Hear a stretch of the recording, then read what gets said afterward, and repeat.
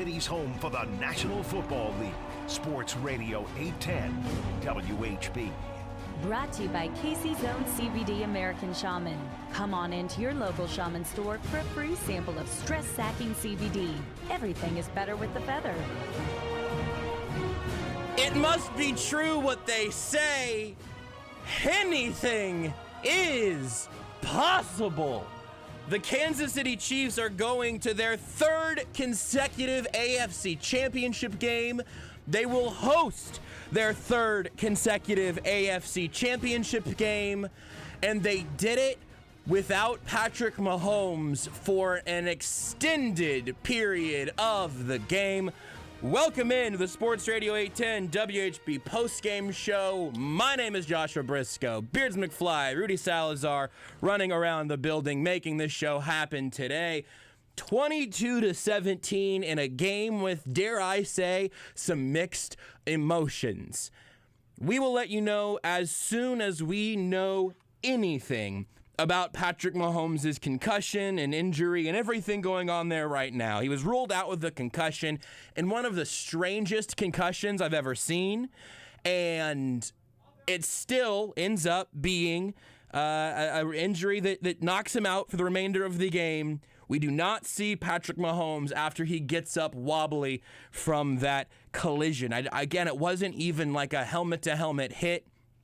It was a collision that seemed like there was a neck issue, and obviously Mahomes been dealing with the toe injury earlier in the game. Just for any number of reasons, an absolutely bonkers game overall. Unbelievable, 22-17. The Chiefs advance in what is a heartbreaker for the Cleveland Browns, and a stunner, if that's even possible, with how that game wrapped up for the Chiefs. There's a lot to talk about. First, though, is the fact of the matter, which is that Chad Henne came in, looked pretty good for a minute, threw an unforgivable, basically a punt on a first down, and then to end the game, Andy Reid, one of the things that I want to talk about today is some places where the Chiefs left some points on the board, where they should have been more aggressive, and this game may not have been such an absolute, we'll say clincher, like with an E, not an I. But for all of the places where I thought the Chiefs left some points on the board, whenever it comes down to actually icing the game, Andy Reid gave it to you. 3rd and 4, pass to Darrell Williams for 5 yards. 3rd and 14, Chad Henne drops back to pass and then runs for 13. 4th and 1, they run the clock out. I think universally in this building, we thought there's probably going to be a no call, no play. Try to get them to jump and end the game there, especially whenever they were in shotgun. And they snap it to Chad Henne, who throws it to Tyreek Hill, who slides down inbounds and ends the game.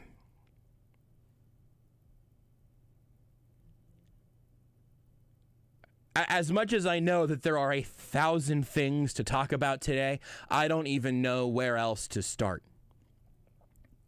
The feeling late in that game of Chad Henne needing to either score to ice it or keep the drive moving to ice it.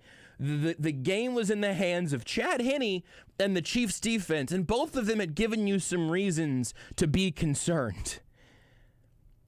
Everything from earlier in the game is secondary, and again, I mean, all we can do right now is hope that Patrick Mahomes is in good shape as soon as possible, because I think the Chiefs are incredibly talented, and if they had to plan for the Bills with Chad Henne at quarterback, they might have something for them.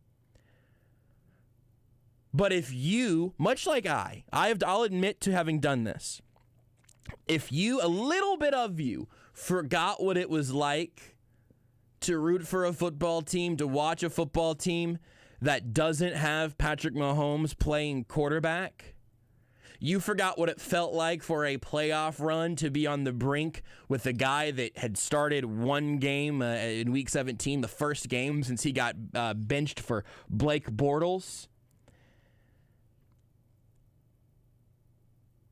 This was a little reminder of how that felt and how different things are whenever Patrick Mahomes is out there.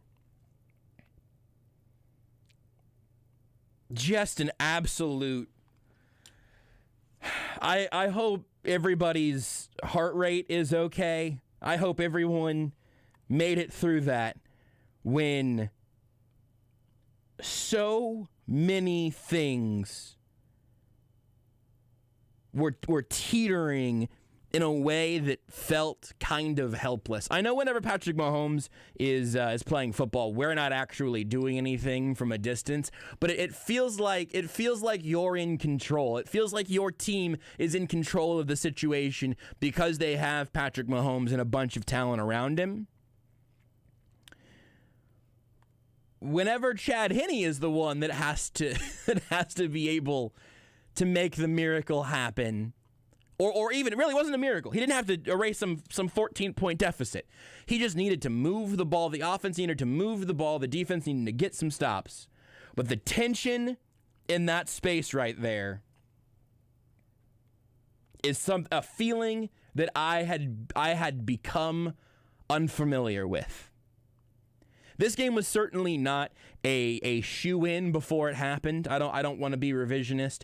The Chiefs were double-digit favorites, though. Significant Vegas favorites. And we all knew that if both teams just sort of played their games or played equal levels in relation to what they can do or can't do, best and worst, we knew the Chiefs would win this game if it just sort of felt any sort of normal. It obviously did not go that way, unsurprisingly, because the Chiefs only play weird games. But it got dark in there for a minute. And now we have this.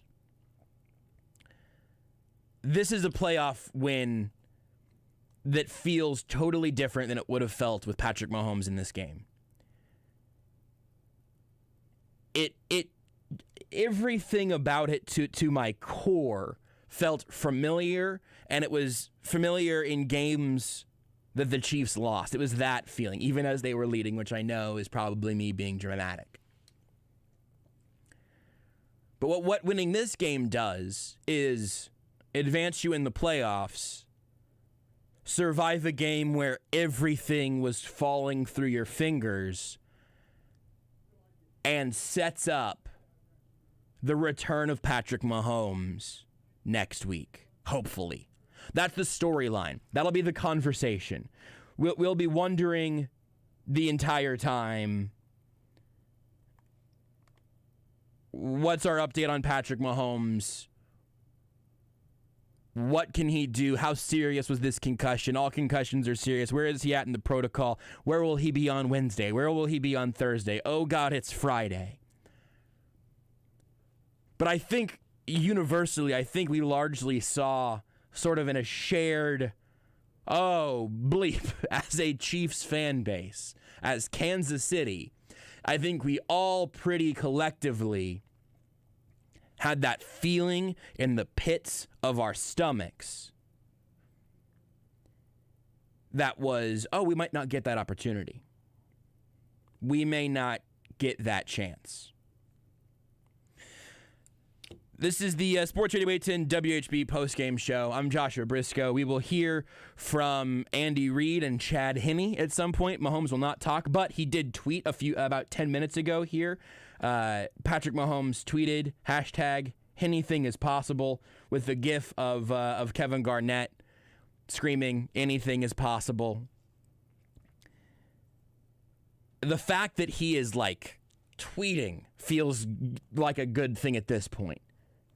I don't know if he dictated that to somebody with more mental faculties. I don't know if he feels great right now, but the protocol, there's a lot we do not know. And we're going to be doing a hell of a lot of staring at our computer screens, refreshing Twitter, tuning in for the press conferences, waiting for anything that we can possibly get. But holy smokes. It feels good to have at least step one there accomplished. We'll hear from Chad Henne and Andy Reid. We will hear from Baker Mayfield and Kevin Stefanski. We will hear from whoever ends up talking at the podium. I do not know who it will be. I do not know who it should be. And maybe we hear from Darrell Williams. No Clyde Edwards-Helaire in this game. He got pretty much all the work. Le'Veon Bell got 2 carries. Mahomes scrambled. Chad Henne had a scramble you may have noticed at the end. That was essentially the gist of the running game. But Darrell Williams got a lot of work and took advantage of what the offensive line was giving him. A nice game for Darrell the Barrel, as he will now and forever be known. Also, something that is noteworthy that I just was reminded of as it was playing on the TV here, Patrick Mahomes literally ran into the tunnel and into the clubhouse or into the locker room whenever he was leaving for his concussion protocol and everything. Obviously, he was still ruled out, so that's not great, but maybe small cause for optimism there as he looked pretty spry and like he was in a hurry to hopefully get to the locker room and get back out. He was trying to get back out into the game with his kneecap in Denver. So I'm not saying that should have gone that way. It almost certainly should not have, and it's probably good that he did not return. But right now, 2 things matter. It's what we just saw and where Patrick Mahomes will be this time next week. It will be Bills at Chiefs. That much is locked in. The Buffalo Bills will be coming to Kansas City. As of this moment, we don't know if Patrick Mahomes will be playing in that game or not. But that's something we'll keep an eye on. In the meantime, let's give out some flowers here. Henne has one horrendous decision in a bad throw, and if it would have landed, it would have been enormous. But it was 1st and 25. He throws a pick in the end zone that just ill-advised, a bad choice. Everything about that pass was terrible. Situation, placing, and all of that. But he comes in and closes this game out. And for all of the things that I will go back to with Andy Reid, maybe not being as aggressive as I would have certainly liked there, they closed out the game with the ball in their hands. They did not say, hey, let's let Baker and this offense try to test what our defense can put up right now. Nope. Let's just end it. And by the way, them not converting there would not have been the end of the game. It would have just given the Browns a little of a better shot in that position. They obviously would have started from a nice spot and could have made their comeback there, but an unbelievable ending as the Chiefs will head back to the AFC Championship game. Browns head coach Kevin Stefanski at the podium right now. We'll get more information on those tomorrow. I'm extremely disappointed that we weren't able to get the job done today. We had our opportunity there late in that ball game, and we didn't do it. So we're going to share in this defeat like we share in those victories, and it hurts. And there's a finality to this when you don't get it done in the playoffs. That really hurts. So, I appreciate how our guys battled. They fought like they do every single week, and just wasn't enough today. And with that, I'll take any questions. Thank you, Coach. First question goes to Tom Withers. Thanks, Rob. Thanks, Kevin. You talked about it. You guys are just short in a couple instances. Did Andy surprise you by going for it there? Did you think they were going to punt it away? They've been very aggressive in a lot of those moments, so that didn't surprise me. Us getting a stop there, would have been, we'd be set up. So there's risk involved in their decision, but they trusted their guys and they made a play. And, our defense put us in position off many times in that game, holding them to a field goal that they missed there after the interception, getting an interception in the end zone there. So, again, we're going to win as a team and lose as a team. Tony Grossi. Kevin, 4th and 9 with 4 minutes to go would have been a bold decision to go for it. Did you consider it much? No, that was just probably too long there, Tony, that distance. If it was tighter, without a doubt. Thank you. Thanks, Tony. Scott Patrick.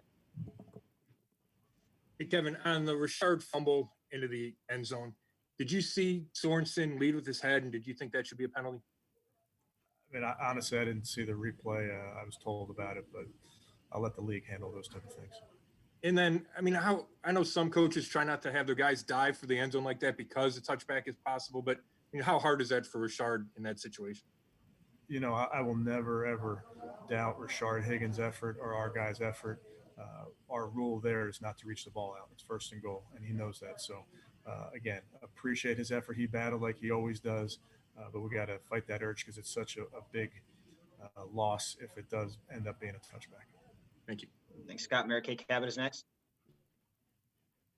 Yeah, Coach, it just seemed like you guys were going to need a clean game to beat these guys. And it just started out with you guys making some uncharacteristic drops, uncharacteristic mistakes, and just not what you guys have usually been doing lately. What do you attribute all that to? Yeah, Mary Kay, we talked about that at halftime. We had 3 drives, 3 points, a bunch of drops, penalties, bad play calls, all of it just wasn't good enough. You can't come in here and ultimately score 17 points and get a win versus this team. And that first half, I don't think that was a clean operation like we asked for. Thank you. Thanks, Mary Kay. We'll go to Jeff Jadell.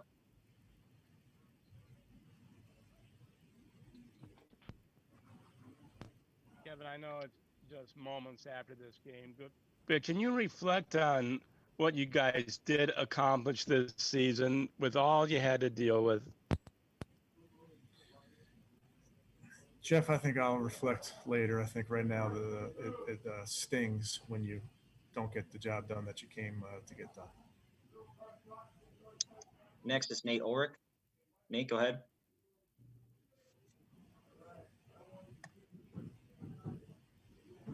And so on the Richard play, how much do you talk to your guys about that?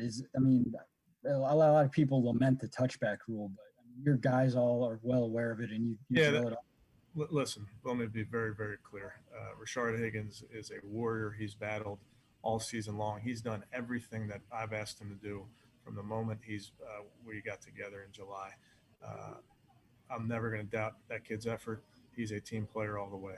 Unfortunate play, and he understands the rule. I understand the rule. We'll continue to coach our guys, but Rashard Higgins I'm proud to coach him because he gives you everything he's got. And is it just almost a very difficult situation for a player when he's trying with every fiber of his being to get to that pylon, yet that can be a consequence? That's what the rule is. Thanks, Nate. Jake Trotter, your line's open. Yeah, Kevin, speaking of rules, it looked like it might have been helmet to helmet. Do you have any comment? Did you get a chance to watch in your replay? I haven't seen the replay, and again, I'll leave those things to the league. How big of a swing was that, though? You guys were really starting to generate some momentum and came back and played well in the second half, but not to get any points there and for them to get points at the end of the second half. End of the second quarter. Just how big was that in the overall scheme of the game? Yeah, there were a bunch of moments in that game that didn't go our way that need to in order to win on the road versus the Super Bowl champs. Obviously, our goal there was to double dip, get a touchdown, and then come back and play well in the first drive of the second half.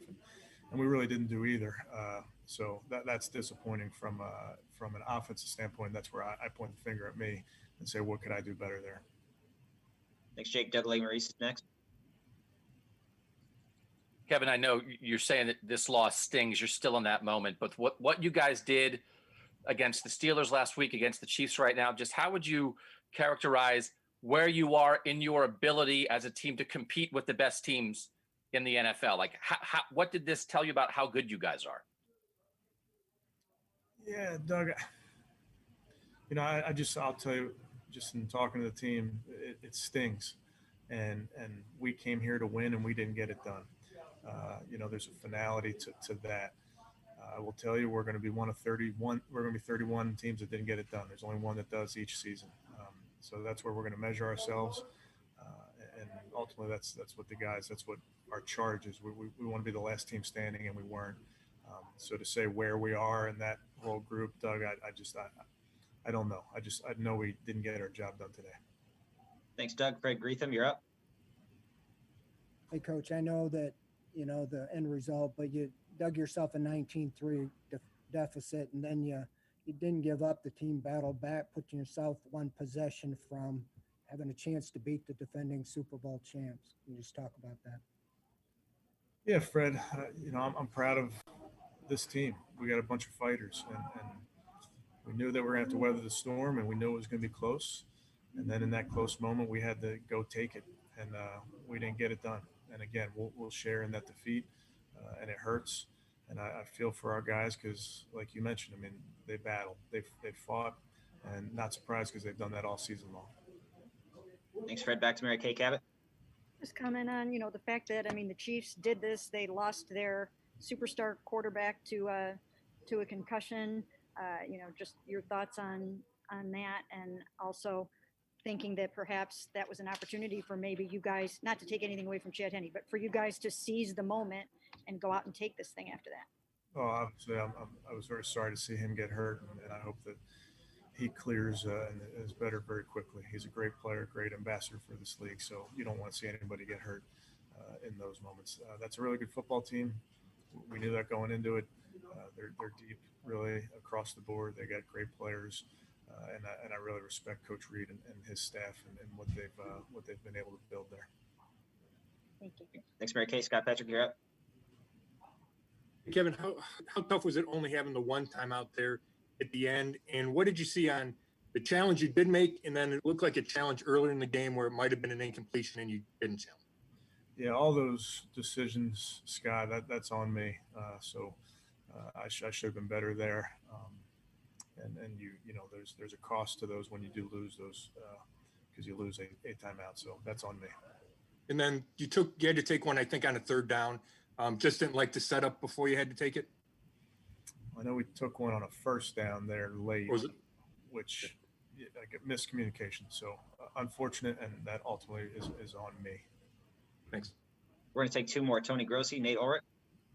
Kevin, could you, the oblique injury to Garrett, he was only in on passing downs much of the second half, it seemed. How did it inhibit him? And just about him still being able to go out there and try to make plays? Yeah, I don't know. Ultimately, I haven't had a chance to talk to him. I mean, I knew the injury. I knew he was in and out. I don't know how much it inhibited him. Obviously, some that we weren't able to have him on there for every play. But again, Miles has battled for us. He's battled through injuries all season long. So not surprised that he was battling through this one. Final question, Nate Ulrich. Kevin, what did you think of Baker Mayfield and his ability? Obviously, you don't want the interception in the first possession of the second half, but his ability to come back and help you guys rally. Yeah, he fought like he always does. He rallied. I don't think I put him in enough good spots there. The offense in general, I don't think we put him in enough good spots. But he was ready to go help us win that game, and that's what he's done all season long. Steering this ship, being out in front, leading this group. So, I'm proud of him, and ultimately, we know that we didn't get the job done. So there's a huge amount of disappointment in that, but I appreciate how he battles. Thanks, Nate. Coach, thank you for your time. That'll do it for today. Thank you. Here's Browns head coach Kevin Stefanski here on Sports Radio 810 WHB Live, no less. It's brought to you by Metcalf CarStar. If your vehicle gets sacked on the road, take it to Metcalf CarStar, the collision repair experts. They make it convenient and easy to get back on the road. Go to carstar.com and search for Metcalf CarStar. CarStar, relax. They'll take it from here. A lot of things going on there. A lot of the questions about that fumble into the end zone. I imagine we're probably closest next to Baker Mayfield. We'll keep an ear to the ground and see what the plan is. We also have Tyrann Mathieu from the field. If we have time to squeeze that in here, Beards, let me know. But there's a lot of talk about the dive into the end zone, the fumble through the end zone. How long is this Mathieu clip here, Beards? 90 seconds. Let's do that. Let's take 90 seconds of the Honey Badger on the field with CBS right after the game. Wow, Tyrann, congratulations. How about that play call from your head coach? Hey, man, that's why we love Big Red. He's always on time. He's like our spirit warrior out here, behind the scenes. He's always firing us up, but we always know he got one play in the chamber, you know? Well, he definitely did. 22-17, a chance for the Browns to take the lead. Your quarterback, your leader in the locker room with a concussion. What can you say about the defensive effort down the stretch there? Well, we're one team. You know, we're one heartbeat. We play for one another, and that's really all it's about. So I think anytime any of our teammates go down, we always feel the need to kind of step it up a notch and, you know, take care of what we need to take care of. But, you know, I'm proud of the D-line tonight. They played strong in the trenches. That's a good Browns offense. I'm proud of a lot of our guys today. They all stepped up. So we're on to next week, though, Tracy. You are up next on this Run It Back tour. The Bills coming into town, and I know you guys beat them week 6, but they are 11-1 since. What will it take to stop them this time again? Hey, great team, Tracy. Big-time quarterback, got playmakers all over the place, a really, really good defense. So we're going to have our hands full next week. It's all about team, though. It's all about us continuing to commit to each other, continuing to prepare the right way, and, you know, just believe in our coaches. We got some of the best in the world. Enjoy this one, and we'll see you next week. Thank you, Tracy. Tyrann Mathieu with Tracy Wolfson on the sideline there after the game on CBS. Lots of things to get to you here really quick. First of all, you can watch the show in a variety of places. We'll hear from Patrick Mahomes, Andy Reid, whoever the Chiefs put to the podium, Baker Mayfield. Not Patrick Mahomes, thank you, Beards. Chad Henne, Andy Reid, old habits. We'll hear from Chad Henne and Andy Reid. We will definitely not hear from Patrick Mahomes today. Thank you, Beards. We'll keep an ear to the ground on any update with Patrick Mahomes. Jay Glazer just reported that Drew Brees is going to retire after this season. We got that as a confirmation. Little NFL breaking news for you here. This will be the last run for Drew Brees. Could be the last game for Drew Brees, which you can hear coming up in a little while here on Sports Radio 810. I imagine it starts, Beards, if you can give me a thumbs up on this one, starts down on ESPN Kansas City. You can hear Bucks Saints on 1510 AM and 94.5 FM. We'll get to at least the fourth quarter, good chunk of the second half in all likelihood here on 810 after the postgame show. Actually, I'm not 100% sure when that game starts, so we may get to more of it than I thought. I cannot remember for the life of me. It's been a busy few minutes. All here on the Sports Radio 810 WHB postgame show, which is brought to you by CBD American Shaman. Free CBD samples every day. The Chiefs win 22-17. Again, so let's dissect a few things. Let's do some positive and some not so positive. Oh, no, I'm actually interrupting myself. You can watch the show on the Sports Radio 810 Facebook, Twitch, and YouTube channels. All three have places where you can watch the show. We're streaming it live. You can see me, see Beards, see what's happening around here. Plus, you can leave your questions and comments, and we'll get them all in one place, which is super handy and really works well for being able to get your voice into the show in ways other than just the calls and the text line, which you can also do. You can call in 913-381-810 or text us at 913-912-4810. But the Twitch and Facebook and YouTube commenters, I see you all there right now. We'll take some of those comments a little bit later. And you can get in that way as well. We'll also take some calls before too long. But a couple things we got to talk about. So one, the play in the end zone where Dan Sorensen ends up forcing a fumble. The fumble goes out through the back of the end zone, which means it's the Chiefs' ball on the 20-yard line. I'm going to say two things. We're not going to harp on it for the entire show, but I'm going to say these two things that I genuinely believe, and I'm going to say in the most sort of non-homerific way possible. I just need everyone to hear me on this. I think that rule stinks.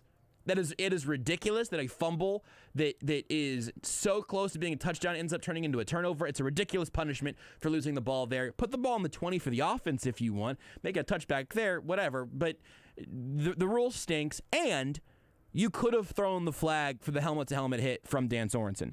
The Sorensen hit was worse than the hit that Patrick Mahomes took.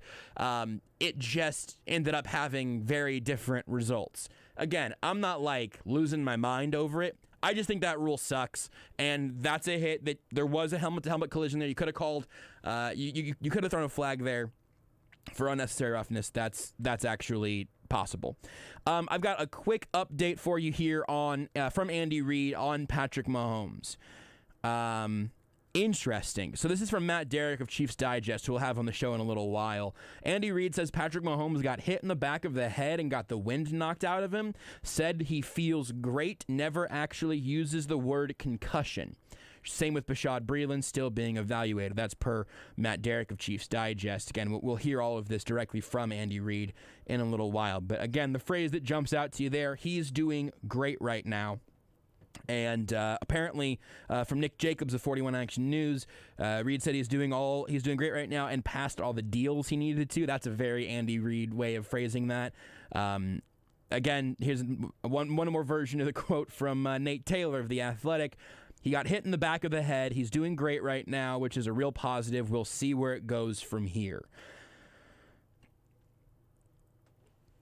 Let's take the optimism of that. I don't really care. I mean, probably would matter, but I don't really care if he practices, tomorrow or Tuesday. I guess it will be off Tuesday. I don't really care if he practices tomorrow, Wednesday, Thursday.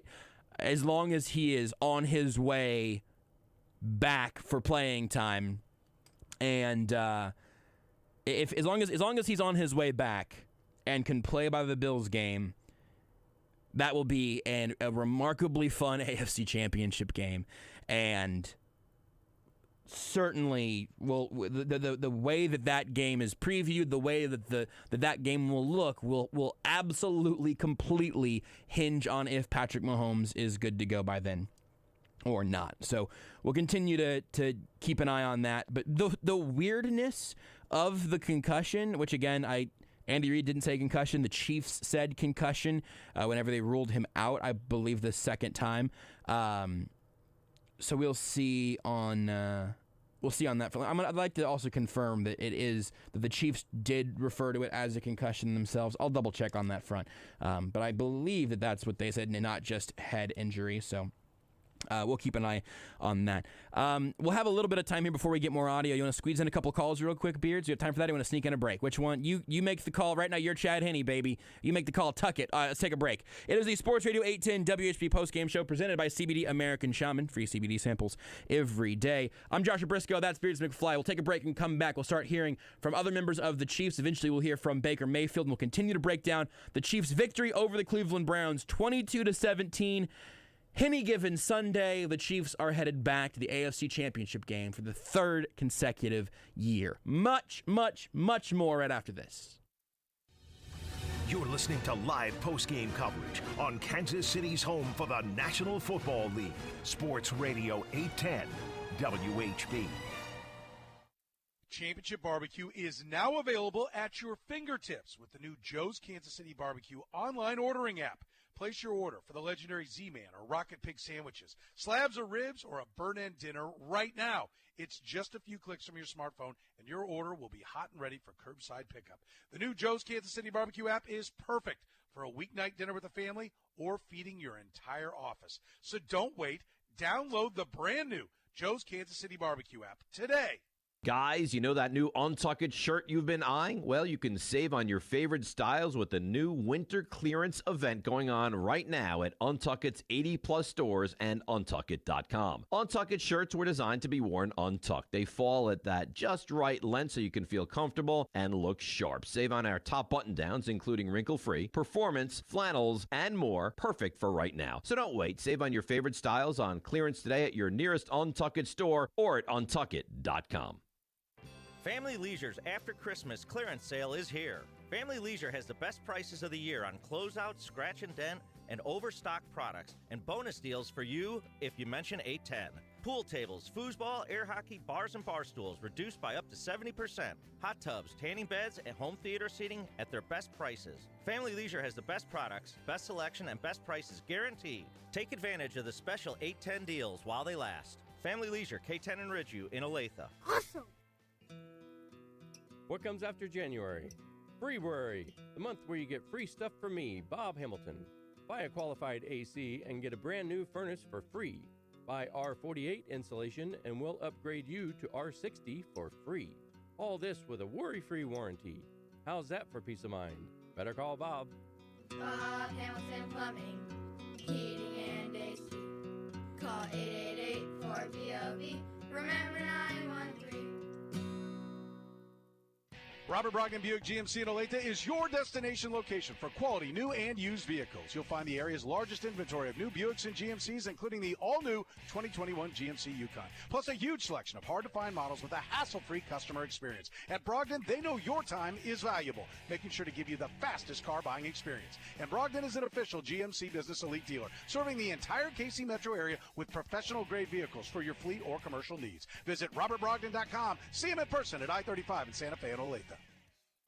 LMC Truck, located right here in Kansas City, offers quality parts and accessories for Chevy, GMC, Ford, and Dodge trucks, SUVs, and vans. At lmctruck.com, their website features the same detailed interactive artwork as the catalog. Restoring old memories or just getting started on new ones, LMC Truck is here to help. They are more than just parts. Trucks are a lifestyle. They understand that. LMC Trucks helps you live it. Just go to lmctruck.com. LMC Truck, keeping generations on the road.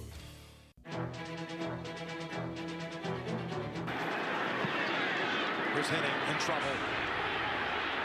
Trying to run for it. Running. He's going to dive for it.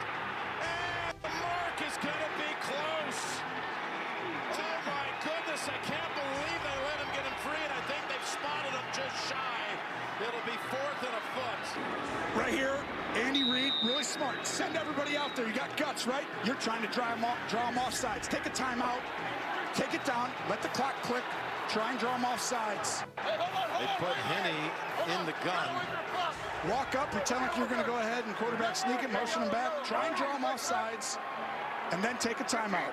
You walk up there and say, no play, everybody. Don't jump. There's no play. Just look at the body language. Oh, there is a play. Henny rolling out, throws it. Hill! And the Chiefs are heading to the AFC Championship game. Only Andy Reid gets it shotgun on 4th and it is. And throws the ball with his backup quarterback. There's no way. He shocked everybody. The key drive of the game brought to you by LMC Truck.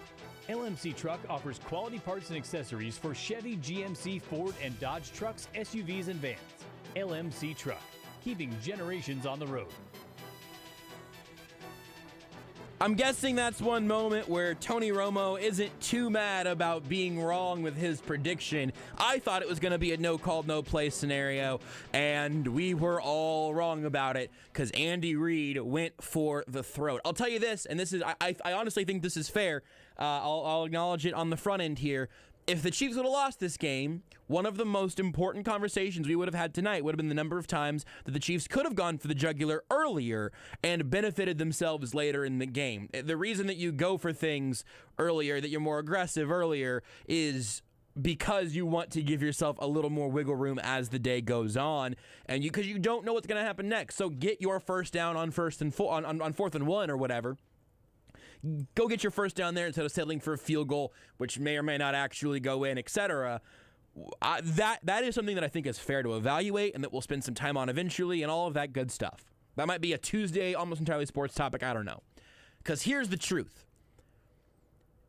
I want to put this out as fairly as humanly possible. I wish Andy Reid had that vibe more often. I wish he would have had that more often earlier in the game today. And I think and believe that wholeheartedly. And also, that dude went for the throat at the end. Andy Reid went for the jugular to end the game with his offense, which is the Chiefs' better unit. The defense, by the way, gave up 17 points. They got a little help with the whole thing in the end zone, which I think stinks, but you'll count it.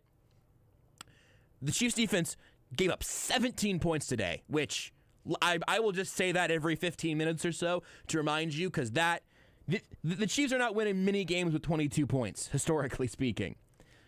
They won this game with 22 points, and the story is Chad Henne, essentially, and obviously Patrick Mahomes getting hurt. I wish Andy Reid would have had more of that juice earlier, but he had it when it really, really, really mattered. He could have made things easier on themselves earlier, absolutely. But I think it would be downright disingenuous of me to spend too much time on that without looking at what he did whenever the heat was even hotter at the end. And he went, you know what? Henne just gave us this crazy scramble. He just got within a foot. We're going to go for it. And then we're going to throw it at a shotgun. And I got a play that's going to work. Because I trust my offense. Andy Reid went for that there when it absolutely bleeping mattered. And that's guts. Let's hear from Travis Kelce, the Chiefs tight end, live at the podium right here on Sports Radio 810.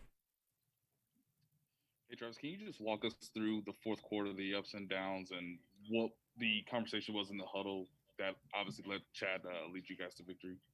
Nothing changed, man. Nothing changed. Chad came in and uplifted us. We uplifted him, and we just rallied together, man. And that's what this team did, offensively, defensively, special teams. We circled the wagon and got a little bit tighter as a group, and found a way to win against a good football team. Let's go next to Adam Teicher. Go ahead, Adam. Hey, Travis, what had you seen from Chad over the time he's been here to let you know he was going to come through for you on that not just the fourth down play, but also the third down scramble the play before? Well, first of all, he's a professional. He comes to work every single day knowing that he's just a snap away from calling plays and being out there leading us to victory. And second, he's a competitor, man.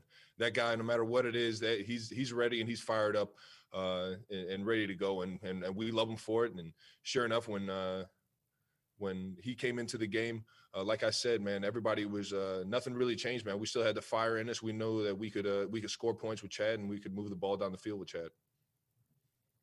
Go next to Karen Kornacki. Go ahead, Karen. Hi, Travis. How are you? Hello. Congratulations. Big win Thank today. you.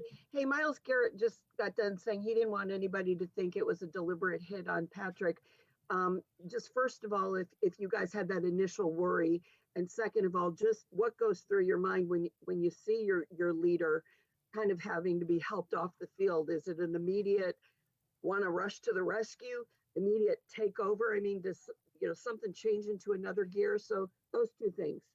Well, I mean, you try and it's a violent game. It is what it is, and we wear helmets for a reason, and that's because guys are flying around trying to take your head off, and it's you never want to say that someone purposely took somebody out the game, but they were flying around, and after the initial hit, they were fired up, saying that's what we do. So it was just, there was a lot of talk between me and their players, but for the most part, it was just in a competitive mindset, and because I do feel like those guys are good dudes, and I respect a lot of them for that, but especially Myles. And then on top of that, what was the second question? I'm sorry. You're on mute. Go ahead, Karen. We'll come back to you. Sorry about that. No, can you hear me now? Yes. Okay, I'm sorry. I thought I was still unmuted. Just the idea that when your leader goes down, that sudden urge, to want to go out there and do everything you can to raise things up a notch for him, because, watching him walk off the field has got to be, just heart-wrenching. Yeah, no, it's a little different when your quarterback goes down, or somebody that's so, important to the offense or to the team, like Pat is to this team. And it's just, you kind of gotta kind of throw it all into the same bucket of when adversity hits, what are you going to do? And where does your mind go? Where do we go from here as a team? And like I said earlier, we just rallied around Chad, tried to give him all the confidence, knowing that we were out there trying to make plays for him every single snap, just like we would if Pat was out there. So it's just rallying together. And this team, it's a tight-knit team with great leadership, man. And I love it. Let's go next to Aaron Ladd. Go ahead, Aaron. Travis, to that point that you just made about which way is this team going to go, do you think back to a moment in time and draw that inspiration? Do you think of a play or a certain moment and say, okay, let's go get it? Yeah, no, I mean, you learn from all the moments that you've had in your career, to feel that adversity when you do get hit with adversity and feel how the team reacts. But for the most part, it's just, having a sense of urgency. Having a sense of confidence and urgency in the guys around you, and knowing that, all right, I got to do my job for the guy next to me, knowing that we just lost one of the best players in the National Football League. So it's just, there's a little bit of you take what you've learned from the past and you try and put it to use and try and get better from it. Got time for a couple more. We'll go Todd and then Matt. Go ahead, Todd. Hey, Travis. on the third down scramble and then the fourth down to end the game, we're all sitting here watching on TV and, they think you guys are just going to try to draw them off sides and all that. Just take us through the kind of discussion you all had. I can't remember if you huddled or it was just like a loose huddle to kind of get yourself ready for that, and how often you have practiced that situation in practice to make it happen in such a big spot. Yeah, I mean, the third down was obviously a gutsy play by Four. I mean, everybody knew that he had that in him to be able to put his body on the line for the team, and we love him for it. And then sure enough, to be able to make the right pass or the accurate pass there on fourth down to Tyreek. I mean, it was when they were kind of measuring where the ball was, we got a chance to get together as a group and talk about what we were going to do. And then sure enough, we went out there and just executed the play the way it's ran. I mean, we've run that play plenty of times, and sure enough, no better time to run it perfect than fourth down in the playoffs. We'll go last to Matt Derrick. Go ahead, Matt. Hey, Travis, take you back one play before that on the sack that Chad had. Looked like you were pretty frustrated on that play, and maybe you wish you'd done something differently. And also, just how do you do that when you'd have Chad in there who maybe you don't work with as much? Yeah, I have to hear the whole play, and I screwed up and ran the wrong route, and we took a sack because of it. So I literally almost lost us a game right there. But we had a gutsy play caller, and the guy back there throwing the rock and running the rock was a gutsy guy as well. So we found a way to win, but on that third down or the second down when we took the sack, I missed a call in the huddle. So that one's just definitely going to sit in not too well with me. But we found a way to get the win, and that's all that I can be. I guess I don't know, interested in. Travis, we appreciate the time. Thanks for joining us. Have a good one, guys. We'll see you next week. Travis Kelce live here on Sports Radio 810 WHB. Two things really scream out there. One is that he took responsibility for that big sack that Henne took. Well, that was a choice of words that I said. And also the thing about Mahomes getting hit there, what the Browns were saying. Interesting. We'll come back to that in a minute as Tyrann Mathieu is live at the podium. Offense picks up the defense, and there's points when the defense picks up the offense. And I felt like, especially in that second half, there were points when the defense really had the offense on their shoulders. What was going on through the huddle, and what was kind of the conversation for you all? It's playoff football. It's championship football. I think every unit, has to take it upon themselves to, hold themselves responsible and accountable. So it's all about the team. I don't think defensively, we try to do anything special. We just try to do our jobs. We just try to play fast, communicate with one another. Felt like we started the game off fairly well.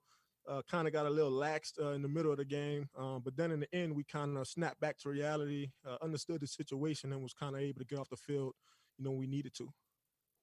Go next to Matt Derrick. Go ahead. Hey, Ty, kind of following up on that question, you come onto the field after the interception. Cleveland's got a chance to come down and potentially take the lead. What was kind of the attitude? What were you guys talking about there on the field going into that drive?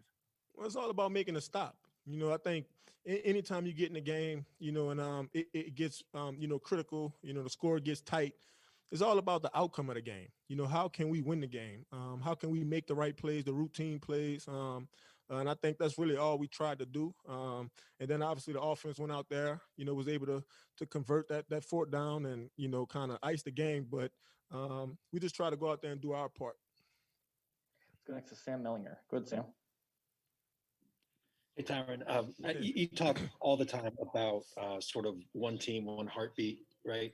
I'm just curious when, I know it's the other side of the ball, but when the quarterback goes down like that, is that part of the conversation at all? Do you guys talk about that? Nah, I think when anybody goes down, I think, the team tries their best to rally around, that particular player. Doesn't matter who he is. I think today, obviously, it was Patrick Mahomes. So I think the whole stadium knew he was out the game. But defensively, it's all about team. I think anytime you get a moment to have some motivation to win a game and to pull it through for somebody, one of your teammates, you just got to take advantage of those moments and really seize them. Go next to Adam Teicher. Go ahead, Adam. Hey, Tyrann, you've been a guy who, since you've been here, tried to get to know all your teammates. How well have you gotten to know Chad Henne, and do you have any stories that maybe illustrate the kind of guy he is? And Brad, I'll have a second question as well. Yeah, I talk to Chad, well, basically every morning. I think, we usually in there pretty early, so it's nothing for us to do but sit around and kind of shoot it. But he's a great guy. I think one of the things I really noticed about him is he's a true professional. He's one of those guys that's a true veteran that's always ready. If you're able to watch this guy every single day, Monday through Saturday, he does the same routine as if he's going to play that week. And I think any backup or anybody, should really adopt that philosophy that, at any given moment, you need to be prepared to play. You need to be prepared to play, at a fairly high level. And so it was good to see Chad come out today and, make some plays. And so, yeah. What told you that he was going to make a couple big plays there with the long run and then the fourth down pass? What told you that the coaches could trust him with stuff like that? Well, I think if you were able to kind of watch him in the last game of the regular season against the Chargers, you saw a guy that understood the offense. You saw a guy that knew where the ball, was supposed to go, and he got it there. And I think that's what you should expect, from anybody that's going to step up, and help the team win. But I'm proud of him. I'm happy for him. So see if we keep this thing rolling. Got time for a couple more. We'll go Pete Sweeney and then Nate Taylor. Go ahead, Pete. Tyron, congrats on the win. Had a question about your interception and then your near interception. First on the interception, it looked like you kind of stopped yourself. Was that an intentional move to sort of bait Baker into throwing that football? And then on that near one, did you feel if you came up with that cleanly that you were gone for 6? Yeah, absolutely. I think the first play, it was just I'm a pattern read guy. I think anytime the routes can begin to develop, I get a feel for the routes. So once I saw 3 kind of running across the field, I knew somebody was coming behind them.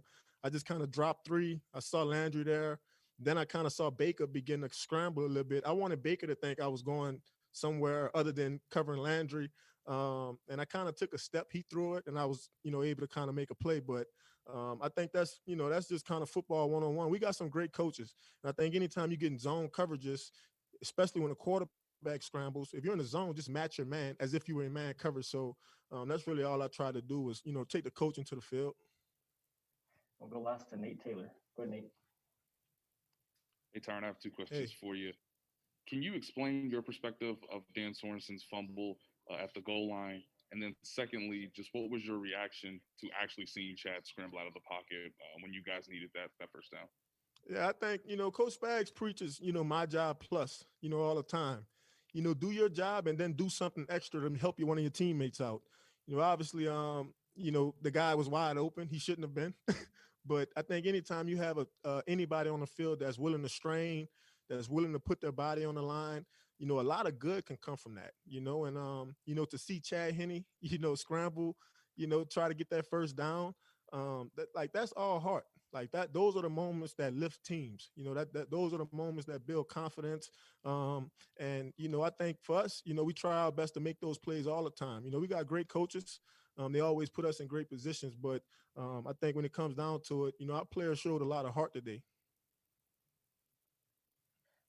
Tyron, we appreciate the time. Thanks for joining us. Thank you. Yes, Chief Safety Tyrann Mathieu live here on Sports Radio 810 WHB Kansas City on the Sports Radio 810 WHB postgame show presented by CBD American Shaman. Free CBD samples every day. Frank Clark will be at the podium momentarily, not quite yet. The tweet I wanted to mention 15 minutes ago, the Chiefs tweeted that Mahomes was being evaluated for a concussion and then was later downgraded to out. He was not officially noted as being out with the concussion per the Chiefs Twitter account. Frank Clark at the podium. We've seen in the NFL, sometimes you lose your leader like that and the whole game falls apart. You guys knew you needed to stop. How did it feel to be able to deliver in that big spot? Just doing our job, executing. You practice it all day during the week, all season. That's why you do those different situational things. And, it was one of those, hats off to Chad, OG, triple OG, like I said before. We go all the way back since the days where I wasn't even in Michigan. I was in high school, and he was throwing – I don't even know if I was in high school yet. I was probably in elementary still when Chad was throwing the ball at Michigan. But, man, he came in and did what he had to do, simply just did his job. We'll go next to Aaron Ladd. Go ahead, Aaron. Yeah, sticking with Chad Henne, Tyron just described him and said that he's in there every day preparing as a true professional. Do you have a story of Chad Henne behind the scenes that people don't see much of him in? Man, it's just the work. People don't see his work ethic. That man right there, he works so hard.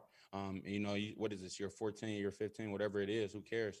He's still out there making plays and doing his job. Man, he's putting his head down. Man, that just shows you what type of competitor he is. You like you said, you watch Pat go down and you hear the whole stadium gasp for air. Everybody's looking for questions and looking for things. But when you got a guy who's always prepared, a guy who does his job and takes his job serious, the results will show for itself. Go next to Matt Derrick. Go Matt. Hey, Frank, there was a lot of talk going into this game about the Cleveland ground game and the toughness of Chubb and Kareem back there. Outside of a couple of runs in the third quarter, he kind of really helped him and held him in check. What was kind of the key to setting the tone on the ground attack? It was just getting out fast, and tackling. I think in the first half, we did a great job in tackling and keeping those guys contained. I believe they had 18 yards. We did a hell of a job keeping them contained. Second half, we came out kind of flat as far as making the tackles and stuff. We started tackling high. Some of those long drives you see, guys get a little tired, a little fatigued. So, a little technique go away. But, we was able to just dead it when we did. We knew, at some point they was going back to that run game. That's they do best. They got one of the best two, if not the best 1-2 punch in the running backs in the NFL. And they showed that all year. And, we were just able to go out there and get the job done and do enough to keep them contained. Go next to Nick Jacobs. Go Nick. Frank, for you, and Brad, I'll have a two-part on this. Frank, for you, what are you going to remember most from this football game when you look back on it down the road? Man, just how we came together and won as a team. Just like I remember every game. I remember every game very vividly. And, the best ones are when you do it as a team. When you can go in there, you got all this adversity. You got these different situations that come up in the game.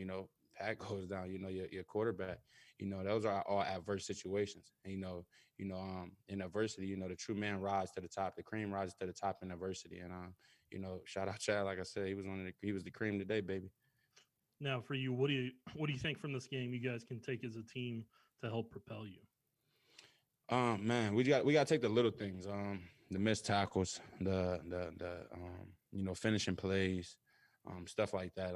When we up, just keeping our foot on guys' throats, not letting up to keep on finishing and the finish games. I feel like that's the goal. I feel like that's the emphasis. Coach Spags always talks about it's finishing, to keep on chopping wood and, weather the storm. It's always going, team's good, man. It's the NFL. It don't matter the history of the team. It doesn't matter, what they haven't done. This is the NFL. You're going to see teams challenge the Chiefs because we are the champions. I think people forget this. They're going to challenge us every day. They're going to challenge us every day in their meetings. They're going to challenge us every day on their field to be the best they can be to beat us. So we have to understand that and come to work every day ready to work. We'll go last to Darren Smith. Go, Darren. Hey, Frank, congratulations on the win. Obviously, you all will be hosting Buffalo next week. What's the team's initial thought on that matchup? And, what is it that you saw in last night's game that, and coming out of tonight's game, that you all will see that will help you better prepare for your game next Sunday evening? Oh, man, you take that night off, you take a few days off and you relax and you come back too. And you just, you don't change too much. You do what you've been doing in practice. You stay focused on your technique, sound fundamentals and techniques. And, you go out there and you trust your preparation. That's all it is. It's trusting your preparation. And for the things you're doing in practice, the things you do in practice, things you do throughout your week, taking care of your body, all those things just restarts by the week. And I feel like that's the key. We can get in the lab, take care of our bodies, get our minds back right, have a short-term memory about the game. This game is over. It's won. It's over with. Have a short-term memory and get back out there because we got more to do. Frank, we appreciate the time. Thanks for joining us. I appreciate y'all. Chiefs defensive end Frank Clark live here on Sports Radio 810 WHB. We will continue to keep an ear to what's next. Saw some shouting. All right, so here's what we'll do. I think we'll try to get through a couple of calls. Unless do we need to squeeze in a break first, Beards? We're doing okay. We're doing okay for the time being. Let's take a couple calls. If you want to hop online, you can do so. 913-381-810. We'll take the calls that are on hold right now, though, here in just a little bit. Again, a couple things to point out. We will hear from Andy Reid and Chad Henne before too long, but Andy Reid said that Mahomes is doing well right now. Patrick Mahomes himself has tweeted a couple of times since the end of the game. He tweeted, someone from the Browns, I apologize, I don't have the tweet up at this point anymore, but a Browns player who may have been involved in that play, again, I cannot tell you at the moment right now. Tweeted they hoped that Mahomes was okay. He tweeted all good and a little flexing emoji. I don't know that means all good. I don't know that means that everything is perfect right now. Mac Wilson of the Browns tweeted that. Thank you, Beards. And Mahomes quote tweeted that. At the very least, it seems between him running into the locker room at the time and tweeting since then, Andy Reid saying that he had passed all the tests that he needed to pass. I think he said stuff or whatever he said, but those are all good things, and they managed to escape this game with the victory and with their third consecutive hosted AFC Championship game coming in a week from now, which is unbelievable. The Patriots never did that in the AFC. Absolutely crazy. The other thing that you heard Travis Kelce talk a little bit about how after that hit, the Browns players were yelling, "That's what we do, that's what we do." It also sounds like that he wasn't necessarily saying that was a targeted hit on Mahomes or whatever. Again, it wasn't even like a ducked helmet into Mahomes' helmet. They stopped him, and I'm not willing to go full conspiracy on that one, but certainly just excellent news that it seems like things are going pretty well right now, all things considered. You can watch the show on the Sports Radio 810 Facebook, Twitch, and YouTube pages. Got people watching in a lot of places. You can leave your comments there as well. Call in. You can do that also. And Sean in Chicago has been waiting on hold for nearly an hour. Not quite, though, Sean. Sean, thank you for waiting. What's on your mind? Oh, just first off, shout out to the defense and Dirty Dan. I know based on the halftime show, people don't like that rule. You said it as well, but It is what it is. And Mr. Playoffs, Dirty Dan shows up again and makes a play. All about that. I will say this. After that third one play call with a hobbling quarterback already, I really don't think there's a mystery why Bieniemy does not have a head coaching job already. I mean, let's be honest. We have no hope next week without Mahomes. And the fact that he's already hurt and you're having to run an option play, what are we thinking? I mean, that is pretty much unforgivable. I know we want to say great play call on 4th and 1 with Chad Henne, and oh my God, give a shotgun play and threw it. But after you wreck the car and then you wash the car, that does not make you a good driver. That was terrible. Terrible play call to put Mahomes in that situation. Without him, we're going to lose by 2 touchdowns next week. I'm not trying to be negative, Nancy. Sure. I'm 41 years old. I've lived through a lot of hell with this Chiefs organization, and I'm just happy that we finally have a quarterback. And to put him in that situation, I'm like, what are we thinking? And then to have Penny throw that pass, now I don't know how much is on him, how much is on Bieniemy for that pass that ended up being a pick in the end zone. I mean, without Mahomes, Kelce is what he is. Tyreek is what he is. I mean, that is extremely frustrating. I'm just very worried about next week if Mahomes is not okay. And I just hate the position that we're all put in with Mahomes. Obviously, I'm very happy for the win, but the play calling is suspect. Clearly, and it's been reinforced by the NFL that Bieniemy does not have a head coaching job right now because that play call was a joke. And my last thing I'm going to leave us all with, and I'm sure most Chiefs fans will agree, clearly Jim Nantz had the Browns plus 9.5.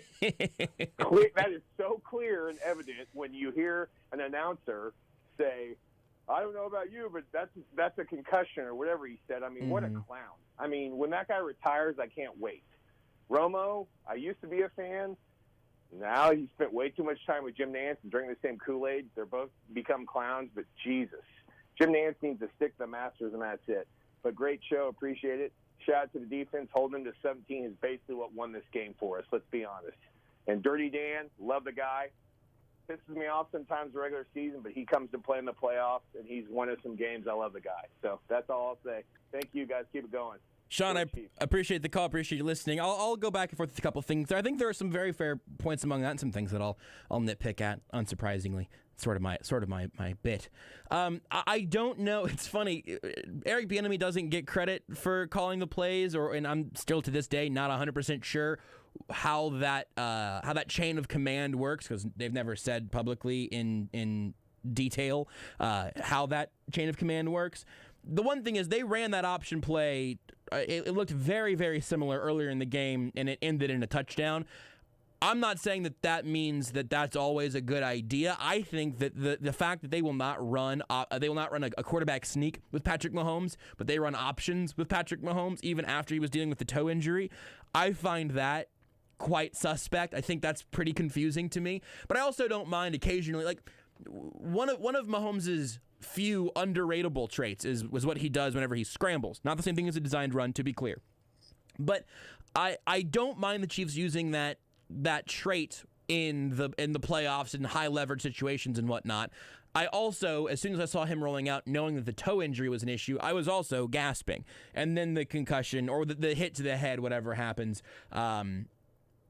that obviously makes everything spiral all at once. Totally fair, by the way, if you're saying, hey, I've got a lot of Chiefs hurt, and I'm afraid that Patrick Mahomes isn't going to play in this game next week. Yeah, of course. The outlook there changes a 1,000,000% if Patrick Mahomes is not playing in this game, and putting him in harm's way whenever you could do something a little less physically risky. I would have no argument against going the safer route. Again, I think that all makes sense. The other thing, though, and I saw a handful of people tweeting about this, and I was going to tell you, I like Jim Nantz and I like Tony Romo. I think that's a good broadcast crew. I thought they did a perfectly fine job tonight. The one thing, though, that I saw from a lot of Chiefs fans is, all of the Browns love that they had, and I thought the concussion comment was a bit odd because it wasn't a clear hit to the head, which is what concussions usually look like. But that's all kind of part of where the Chiefs are at right now. A lot of Chiefs fans used to talk about how they didn't get enough national coverage and whatnot because they hadn't earned it, to be honest. But now you have broadcasts that are kind of openly, I think broadcasts typically are openly pulling for the upset, for the underdog, or at the very least, that's how it ends up coming through a lot. The Chiefs aren't going to be the underdog anymore. And then by the end, I mean, you may have heard the call at the beginning of this segment. Tony Romo lost his mind whenever Chad Henne scrambled for the near first down and they snapped it, and he was thrilled for that. I think Tony Romo likes watching football plays. So I am personally very rarely been out of shape whenever it seems like a broadcast booth may have some biases, because I think oftentimes that's tainted by our own. And I also am not willing to make this game an extension of why Eric Bieniemy doesn't have a job. I don't think that's fair either. I do think it's fair to question, why do you put Patrick Mahomes in that spot when he's already been hobbling over the course of the game? That, I think, is completely fair. Also, doing sad fans this year, every time I've noticed, every fan base thinks the announcers hate their team. That's right. Browns fans were screaming that Nantz and Romo suck today as well. Yeah. I was really afraid as to where that sentence was going to go about halfway through, because I know some of the nature of sad fans on Reddit now. I'm keeping this PG. They sucked. Yes. At calling the game today. Yes. Yeah. I think that fans typically want the broadcast to feel like they do and to be rooting for their team and whatnot. I think that's fine. I'm not at all like I'm not trying to shame anybody for saying that the broadcast didn't have the vibe they want. I just think that happens a lot, where it always kind of feels like your team's being rooted against, and I don't know. I would say at this point, the Chiefs are about to host their third AFC Championship game. We're going to have to embrace the villainy thing a little bit around here. The Chiefs are going to be the team that other fan bases are rooting against. Buffalo's going to have all of the neutral fans next week, because Buffalo hasn't been here in a long time, and the Chiefs just did it. That's the nature of the sport. I think eventually we'll grow to understand that and appreciate that a little bit more. I hope we do. Next up is Travis. Travis, you're on Sports Radio 810. What's on your mind, Travis? Yeah, I have a question. Sure. Is Mahomes officially in protocol, concussion protocol, or officially not in protocol? So it's a good question that I'm still not 100% sure on the result of. So at the time, the Chiefs tweeted out that Mahomes was being evaluated for a concussion. Then he was later downgraded to out. Andy Reid said he passed whatever tests he needed to pass. And then Chad Henne said, we'll hear from him in a minute as well, but Chad Henne said that he's in good spirits and that he has more tests tomorrow. So he is in some form of head injury protocol right now. If he would have totally cleared that, I think he would have at least been back out on the sidelines. So it's a little bit hazy right now, but it appears to still be a bit of a work in progress. Okay. And the other thing is, how good do you think our chances are with Henning on Sunday if Patrick can't play? It's a good question, Travis. I don't know. Part of me thinks that a full week of Andy Reid preparing for Chad Henne with all the weapons, and then maybe Clyde's back, and and you see a little more of kind of the work to the running backs that we saw in Week 17, more of the screen game, and the trust that he had in Henne towards the end of this game. Part of me thinks that they would be able to at least make it, certainly make it interesting. I think the Bills would probably be slightly favored, and rightfully so. But I think that it would be a toss-up. I'd be able to talk myself into it if you gave me a week, I think. Okay. Thank you. Absolutely. Thanks for waiting on hold to ask the questions, Travis. Really appreciate you listening. Let's go to Butch here, and then we will hear. We'll start to hear from Andy Reid and Chad Henne before too long. Continue to update you on what we hear from Patrick Mahomes. But Butch is up now on Sports Radio 810. Butch, how you feeling? Gentlemen, how about those Chiefs? How about them, Butch? Man, let me tell you, I'm conflicted, obviously. We win the game. It comes at a cost. It takes everybody, guys. It's a 53-man roster, not a one-man roster, right? You got to have everyone involved, and that's what this team showed you. They showed you that Briscoe, they're not just a good team. They're one of the better teams that the league has seen. I'm officially calling it now. This is one of the better collections of talent from offense, defense, special teams, coaching that the league has ever seen. And they proved it again. And Chad Henne, when he came into this game, I think he knew he had to make at least 2 plays for us. Now, he screwed it up and threw an interception on one of them, so he was down to 1. But he made the 1 count, and it was from the brilliance of Andy Reid and Chad Henne that made it work. Look, I'm not even going to talk about what happened with 51 Mac Wilson. I know it probably wasn't dirty. I have my own how I feel about that play, and I won't say it out loud because it might get me kicked off air. but that defense that we saw, I want you to go back and watch what happened. They gave the Browns looks to cut off the edge. They had a forced defender that was going to close down on those outside zone runs, much like what we saw against Minnesota when Kevin Stefanski was coaching there. They didn't have to use Chris Jones. They showed that they were going to flatten the edge, spill, and then back out of it to play cloud coverage over the top. They covered them 2 ways. They stopped the run and stopped the deep pass. What more do we need to see, guys? We don't need Patrick Mahomes to beat the Bills. I'll say that one more time. We don't need Patrick Mahomes to beat the Bills, guys. You're one of the best teams ever. Savor the flavor, man. Anything's possible. Thank you, Butch. It's always so. I really like having Butch kind of back clean up on the first round of calls. It really gives us a good vibe to head out of the segment. And here's the thing.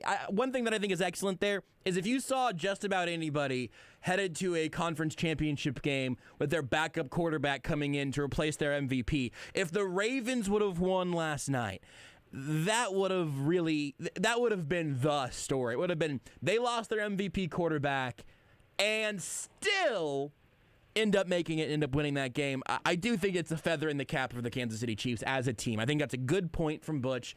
Not that that's unusual around here, but I think that's a good point to say this is not just the Chiefs overcoming something. The fact that they were able to do that and to close out this game with Henne, even as he came in with a lead, that is meaningful. And also, I meant to address the pick also. That pick's on Henne. And unless it was on Demarcus Robinson, because he was the only guy anywhere near there. Or the wind, I suppose, Beards points out. I think that maybe so. But that choice was bad. There was no way on planet Earth that on 1st and 25, Eric Bieniemy or Andy Reid or anybody called the play that was essentially yeet it into the end zone. That's your only read. And that's what he did. He yeeted it into the end zone. It got picked off. It was a mess. Also, I do, for the sake of clarity, it was Mac Wilson who delivered that hit on Patrick Mahomes, and then he tweeted, "Prayers to Patrick Mahomes. I pray you're back next week. Go be great like you have been." And then a little prayer hands emoji, a little heart emoji. He was the one who delivered the hit. If you go back and watch it in slow-mo, it's just very weird, and it's obviously scary because of the way that it looked whenever he popped up. But Wilson's helmet hits Mahomes in like kind of the back of the shoulder pads, and it's like his face mask. It's not, he didn't get speared or whatever. But I'm literally watching right now. His face mask kind of hits the shoulder, kind of by the M in Mahomes, and then he does end up like hooking his neck as he goes down, and maybe that in slow motion, maybe you could say he didn't have to hook him that way, but he was wrapping him up. I don't know. I have a hard time getting really worked up about that because in real time, My concern was Mahomes looked wobbly right away, and I was looking at him going down that way and going, oh, no, not his knee, not his knee, not his knee, not his knee, not his knee. And it wasn't his knee. It wasn't anything getting caught underneath him. It ended up being his head, which I'm not sure ever actually touched the ground, which, again, is just an absolutely bizarre play. And it sounds like at this point things are somewhat optimistic. They can beat the Bills without Patrick Mahomes. I just don't want them to have to prove that, essentially. We are overdue for a break. We will take one here on the Sports Radio 810 WHB postgame show. It's brought to you by CBD American Shaman. When Kansas City scores, you score big at your local CBD American Shaman. Our team's score is your percent off. They scored 22 points, so you get 22% off all day tomorrow. American Shaman, life is better with the feather. Much, much more to come on the other side of the break. We'll hear from Andy Reid next here on Sports Radio 810. Chiefs postgame. Brought to you by Casey's Own CBD American Shaman. Come on into your local shaman store for a free sample of stress-sacking CBD. Everything is better with the feather. Whether you're looking for energy savings for the winter or updating your home office or man cave, One Stop Decorating is the place for beautiful energy-efficient window coverings. One Stop Decorating offers free in-home or virtual consultations, or you can come into one of their 3 beautiful showrooms to see all the window coverings in their Hunter Douglas galleries. Ask about smart shades that can be controlled by Google, Alexa, and HomeKit. 913-270-0408, 913-270-0408, or onestopdecorating.com. Your home, your windows, your style. Here's a terrific way to start the new year right. To get fit, stay fit, and save big, it's all at the J, the Jewish Community Center. Everyone is welcome at the J, with the area's best full-service fitness center, expert personal trainers, indoor and outdoor pools, indoor track, CrossFit, and so much more. I love it, my family loves it, and you will too, especially now, when you'll enjoy their best January offer. 2 months free and 0 enrollment fee. Plus, if Kansas City makes it to the big game, get a 3rd month free. Find out more at thejkc.org. Right now at Audi Shawnee Mission, experience why the Season of Audi sales event is the best time to get yourself the vehicle of your dreams. See their entire selection online at AudiShawneeMission.com or come take a test drive at Audi Shawnee Mission off I-35 and Shawnee Mission Parkway. Come experience their new state-of-the-art facility and check out the best deals of the year. You can't beat the great deals at Audi, and supporting our hometown team as they march through the playoffs. Shopping at Audi of Shawnee Mission is a fun, stress-free experience for every type of driver. Explore their current inventory online at AudiShawneeMission.com. You'll find new Audi models matching your exact preferences with their handy search tools. Audi Shawnee Mission frequently updates the new Audi specials page so you can see the best offers on their most popular Audi vehicles. Put yourself behind the wheel of the new Audi you've always wanted at Audi Shawnee Mission, off I-35 and Shawnee Mission Parkway, or online at AudiShawneeMission.com. Audi of Shawnee Mission. Feel what it's like to drive the rings. Oh, ship! I need to get this package downtown by noon. Don't worry! There's a brand new on-demand delivery service by Z-Trip. It's Z-Shipping. Are you shipping me? No, we're shipping your packages. For the quickest, affordable, on-demand courier service, visit zshipping.com. zshipping.com. Let Z-Ship help you with your delivery needs. That's zshipping.com. The Kansas City Comets are back for their 11th season at Cable Dahmer Arena, and so is the energy and excitement of indoor soccer. Comet soccer is fast, furious, high-scoring action for the entire family, and parking is always free at Cable Dahmer Arena. Get your Kansas City Comets tickets today by calling 888-9-COMETS or by visiting Ticketmaster.com. That's 888-9-COMETS or Ticketmaster.com.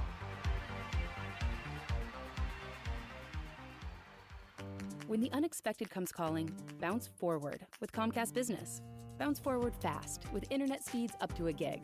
And bounce forward with the flexibility to update your bandwidth in just a few clicks. Get started with a reliable internet and voice solution from Comcast Business, starting at $64.90 a month for 12 months with a 2-year agreement. Call or go online today. Restrictions apply. New customers only with 35 megabits per second service and 1 voice line. Early termination fee applies. Equipment installation taxes and fees extra and subject to change. Call for details. 5 national championships. Holy smokes, what a dog. 62 conference titles. Another steal. This guy's a wizard. 15 Final Four appearances. From way downtown. Bang. There's only one team that can boast those numbers. You can lock Be a part of the Jayhawk journey all season long right here on your home for Kansas Jayhawk basketball. Kansas and Baylor meet on Big Monday. Tip off at 8 on Sports Radio 810 WHB.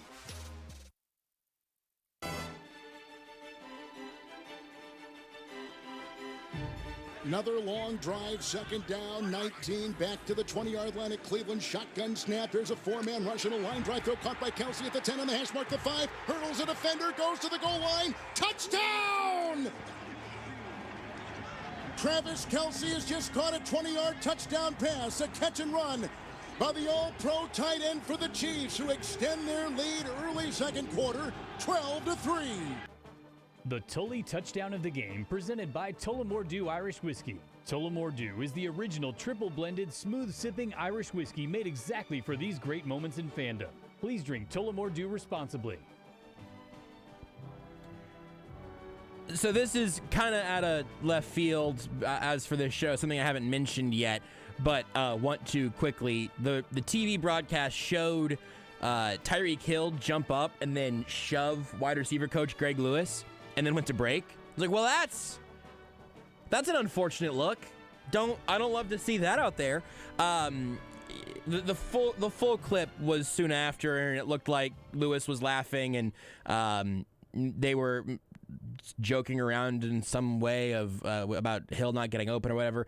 Tyreek Hill just retweeted the full video clip from Will Blackman and said, "Yes, man, love him like an uncle," and then a couple laughing emojis. So seems like that's probably not a thing, but just a really, really, really deeply unfortunate 3-second little video as CBS was going to break. But and most people I think saw that. CBS kind of clarified it whenever they came back. Not 1,000% sure what's going on in there, but seems like it was probably a non-issue. But it looked really ungood at the time. So if you saw that and maybe didn't see whenever they came back, a little update on that front. Let's hear from Chiefs head coach Andy Reid. We are well into that portion of the show. We need to hear what he said about Patrick Mahomes and where he's at right now, what the plan looks like it'll be from then. We'll start with Andy Reid's opening statement and injury report and everything going on with Patrick Mahomes and also Bashaud Breeland, who also ended up in concussion protocol.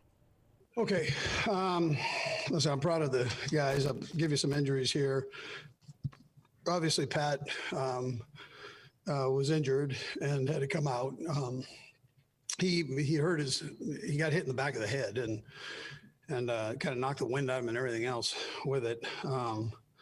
So we took him out. He's doing great right now, which is a real positive as we looked at this, passed all the deals that he needed to pass. And so we'll see where it goes from here. Bashaud Breeland, he also got hit in the head, and they're kind of going through him right now. So I'll know more later here. But and then that was really it as far as the injuries go. Listen, our crowd was phenomenal tonight. Limited numbers in, but they're tremendous. The defensive stand at the end was huge. Chad Henne's run was huge. And then his couple throws there toward the end were also big. I take full responsibility for the long interception. That was that's on me. And I'm proud of Chad and the way he handled everything. And, he probably said it best when he said, listen, this team is unbelievable when somebody has to come in and make them feel comfortable. And, that's what team's all about. So, again, I'm proud of the way he handled things. So with that, time's yours. Hey, Andy, can you give us a little sense of how Pat's doing beyond what you said earlier? Yeah, he's actually doing very well. I mean, I just talked to him, and he's doing good. We'll see how he is tomorrow, but I mean, right now he's feeling good. So there's the injury update there. Doing great. Passed all the deals he needed to pass. Doing very well. We're just not going to know for a while. Concussions are obviously a bit of an unknown. More so than even most injuries, which can also obviously have a lot of moving parts. You're talking about a brain and your brain injury and the varying severity and how long it takes to feel like you could not just like do stuff. Mahomes ran into the locker room immediately after getting to the sideline pretty much, but how soon before you can get hit in the head again? That's just going to be a waiting game, and we're going to have to figure out a lot more of that as the Chiefs figure out a lot more of that over the rest of the week. I think it's a little funny that he said he takes responsibility for Henne's long interception there. I believe that maybe the call there was, hey, let's take a shot. Let's put our foot on their necks here, and if you don't get it, all right, it's 1st and 25. Which I think I got that right, don't I? I think that was. I'm gonna double check. Yeah, it was 1st and 25. You can take a shot there, but also if you're Chad Henne in that spot, he may have spoken about that. I'm actually not sure. We'll get to him in a second. But if you're in that spot as Chad Henne and you think you've got that shot to take, but it looks like you're going to have a hotly contested pass attempt, you don't throw it. You don't throw that pass. You go somewhere else. You check it down. You run whatever. Chad Henne is a veteran, and he's a grown up. It's okay to say that Henne shouldn't have thrown that. And if Andy Reid said on 1st and 25, I want you to throw this ball no matter what, then I would be quite surprised. I won't say that I'd be shocked because I'm done doing that at this point. But I would be quite surprised if that was the call there. So, covering for each other a little bit, that's just fine. Let's continue with Andy Reid here. Obviously, the most important thing that things sound pretty good so far with Patrick Mahomes, but I don't know what he would say if things weren't going well with Mahomes right now. So worth keeping that in mind. But at the end of the game, the Chiefs ended up wrapping it up because Chad Henne threw the ball a couple of times, and he did it on 4th and 1 in a way that he was gonna throw the ball on 3rd and a bajillion, and he ran it. But and then the pass on 4th and 1 there to go for it in that spot at all, then to let Chad Henne throw the ball in that spot was a gutsy play call. Andy Reid, I was asked what he saw from Henne that gave him the trust to throw the ball on 4th down. Yeah, listen, when you're around him, you just know. I mean, I'm glad he had an opportunity to play a week or two ago there, whenever our last game was, and get in, and I think that helped him when he jumped in this time, of just being comfortable with the speed of everything. And everybody has full confidence in him. I mean, you saw how the team reacted on that run, and we thought we had it. I think his elbow was down. I think it was a good call, close call, but a good call. And I thought it was a heck of a throw as the second play. We go through all of those Saturday night with the quarterbacks and those situations, 4th and 1 to win the game. What do you want? And that play happened to be there. My coaches were on board between Mike and Eric and Joe upstairs. They all did a great job with the spot, with the calls, with the everything. They were spot on. So it was a great job. It's just an unbelievable.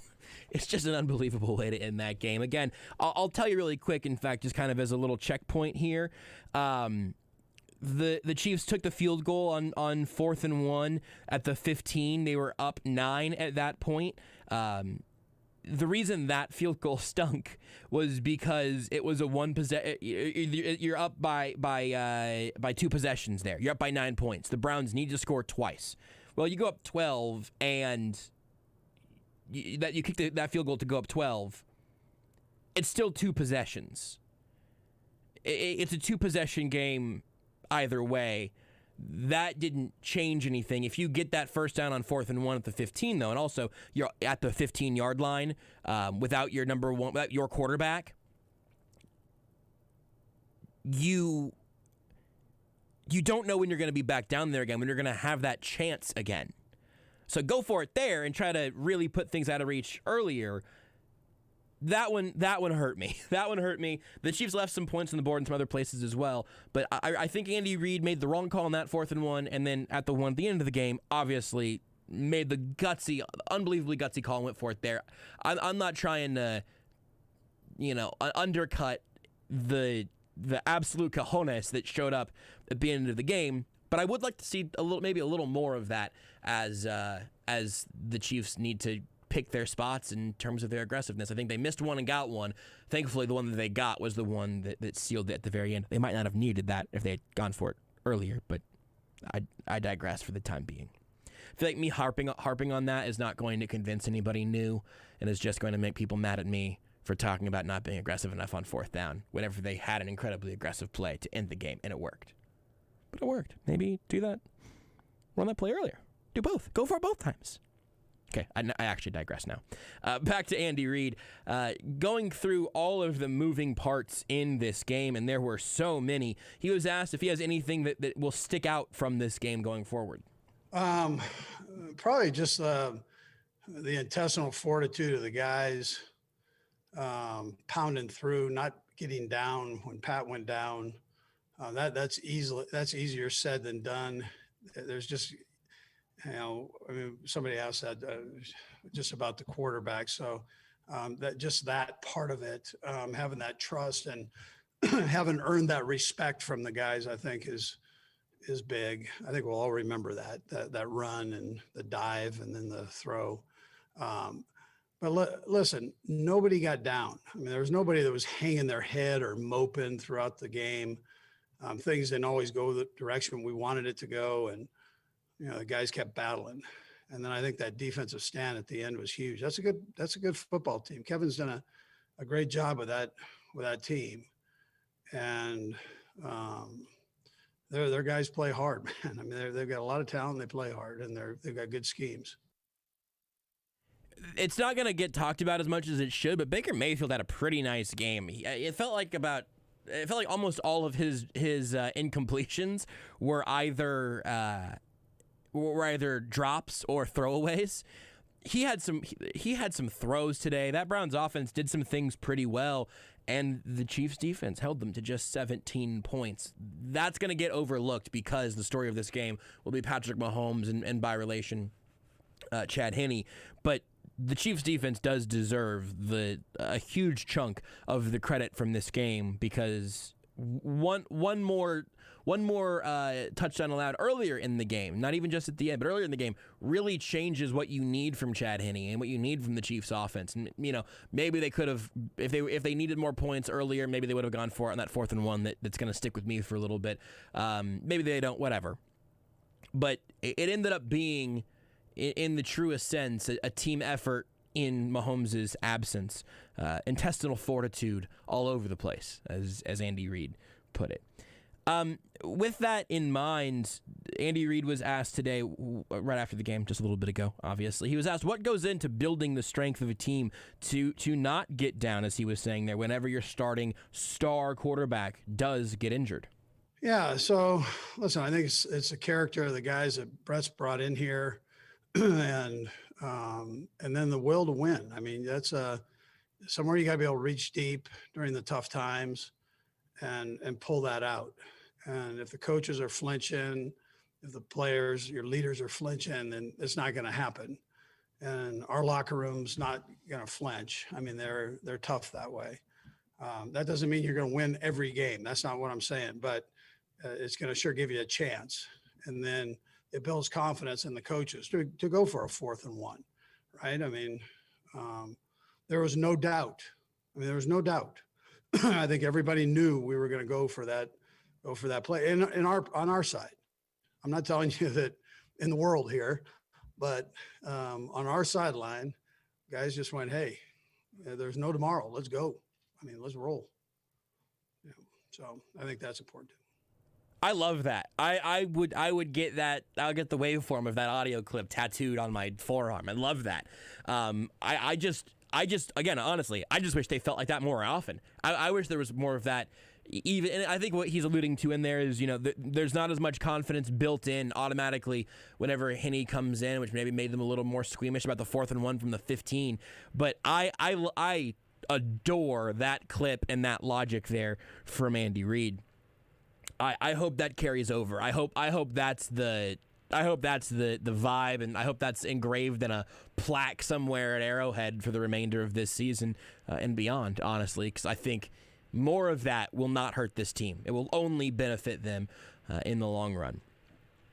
Reed was also asked about addressing the team as Mahomes was going down. He was asked if he had the opportunity to say anything to the guys as Mahomes was walking off, or if they just had to go and deal with it.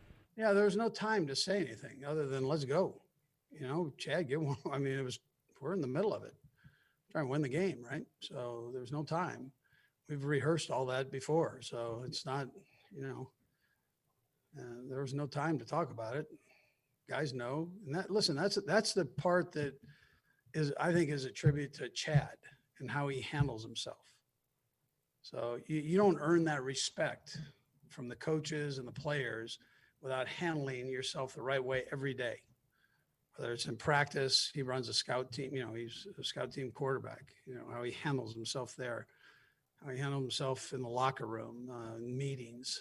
I mean, nobody had any doubt.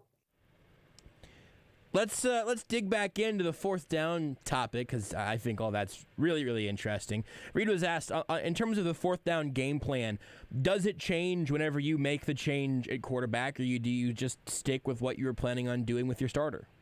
Yeah, no, we didn't alter it. I just looked at EB and asked him, you ready to roll? And he goes, absolutely. Mike Kafka, you ready to roll? Let's go. Joe upstairs. Joe was talking about it before we ever got there. And so there was a chance that we didn't think it'd be with Chad running, but there's a chance where short yardage coach, you got to make a decision. And so, but there was no doubt with anybody. I mean, for Joe to think that, for Mike and EB to say what they said, to have a play, right? To have a play ready to go that everybody liked. There was no flinch on the play. It was, this is what it is. Here we go. Chad knew it. We all knew it. Let's go. The Joe he mentions there is Joe Blameyer. He is the passing game analyst and assistant quarterbacks coach. I guess he's up in the booth. That makes sense. I don't think I knew that before Reed mentioned it there. But Reed gives him credit for a ton of the game planning they do. He's brought his name up many, many times, and I think he will either continue to rise through the Chiefs organization, or he will go with someone like Eric Bieniemy or Mike Kafka, or he'll take one of those jobs before too long, because it seems like he's done a really excellent job. And I love to hear that he was in that headspace, way before. They went from, here's why you got to know about this ahead of time. You got to have a philosophy ahead of time. They went from 3rd and 15 to 4th and 1. Usually on 3rd and 15, you're either going from 3rd and long to 4th and long, or from 3rd and long to a first down. Landing half a yard short of the first down there means you got to make that call quick, and it sounds like they were all on the same page. Specifically, you heard him mention that nobody had a hesitation about that play. He was asked if the fourth down play to Hill in this game was the same as the one they ran during the Dolphins game, and then also were they planning on letting the clock run out to make the defense think they might not run a play there, and then obviously go get it at the end. Yeah, EB was talking to him the whole time about the clock. So not that Chad doesn't know that, but I mean, EB was all over that. And so it was just important that the linemen didn't jump, and that we kept them kind of in their stance a while. Similar play, but not the same play. No, it was not the same play. And also you have, again, there, because I think that there's still a little bit of trying to figure out who is exactly where with Andy Reid and Eric Bieniemy. And we know that, I believe that it typically goes play from Reid to Bieniemy into the quarterback's helmet, and talking to the quarterback about stuff like the play clock there, which, again, Henne knew about, but good to have that just sort of reinforced, and then Henne can pass that along to the offensive lineman and whatnot. And then just, again, an absolutely killer play and an absolutely must-have situation that locks up the game with your offense on the field, and you never give the Browns a chance to go turn a close loss into a close victory. Just end it there. So happy to see them do that. Also, a couple more things here from Reed. He was asked about what adjustments they ended up making defensively over the course of the game, and then how they ended up getting to that final step on defense. He also talks about some of the offensive adjustments as well.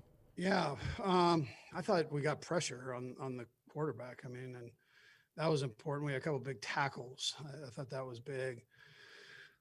I thought the coverage was tight. And then, on the offensive side, I think I come back to Chad. I come back to the offensive line protecting Chad. my coaching staff and the job that they've done instilling that confidence in the guys to not flinch when somebody comes in that on either side of the ball. Very easily, Pat goes down, the defense can deflate, the offense deflates, but as opposed to just going, hey, let's step up and go, man. Everybody just pick their game up an inch. Let's go.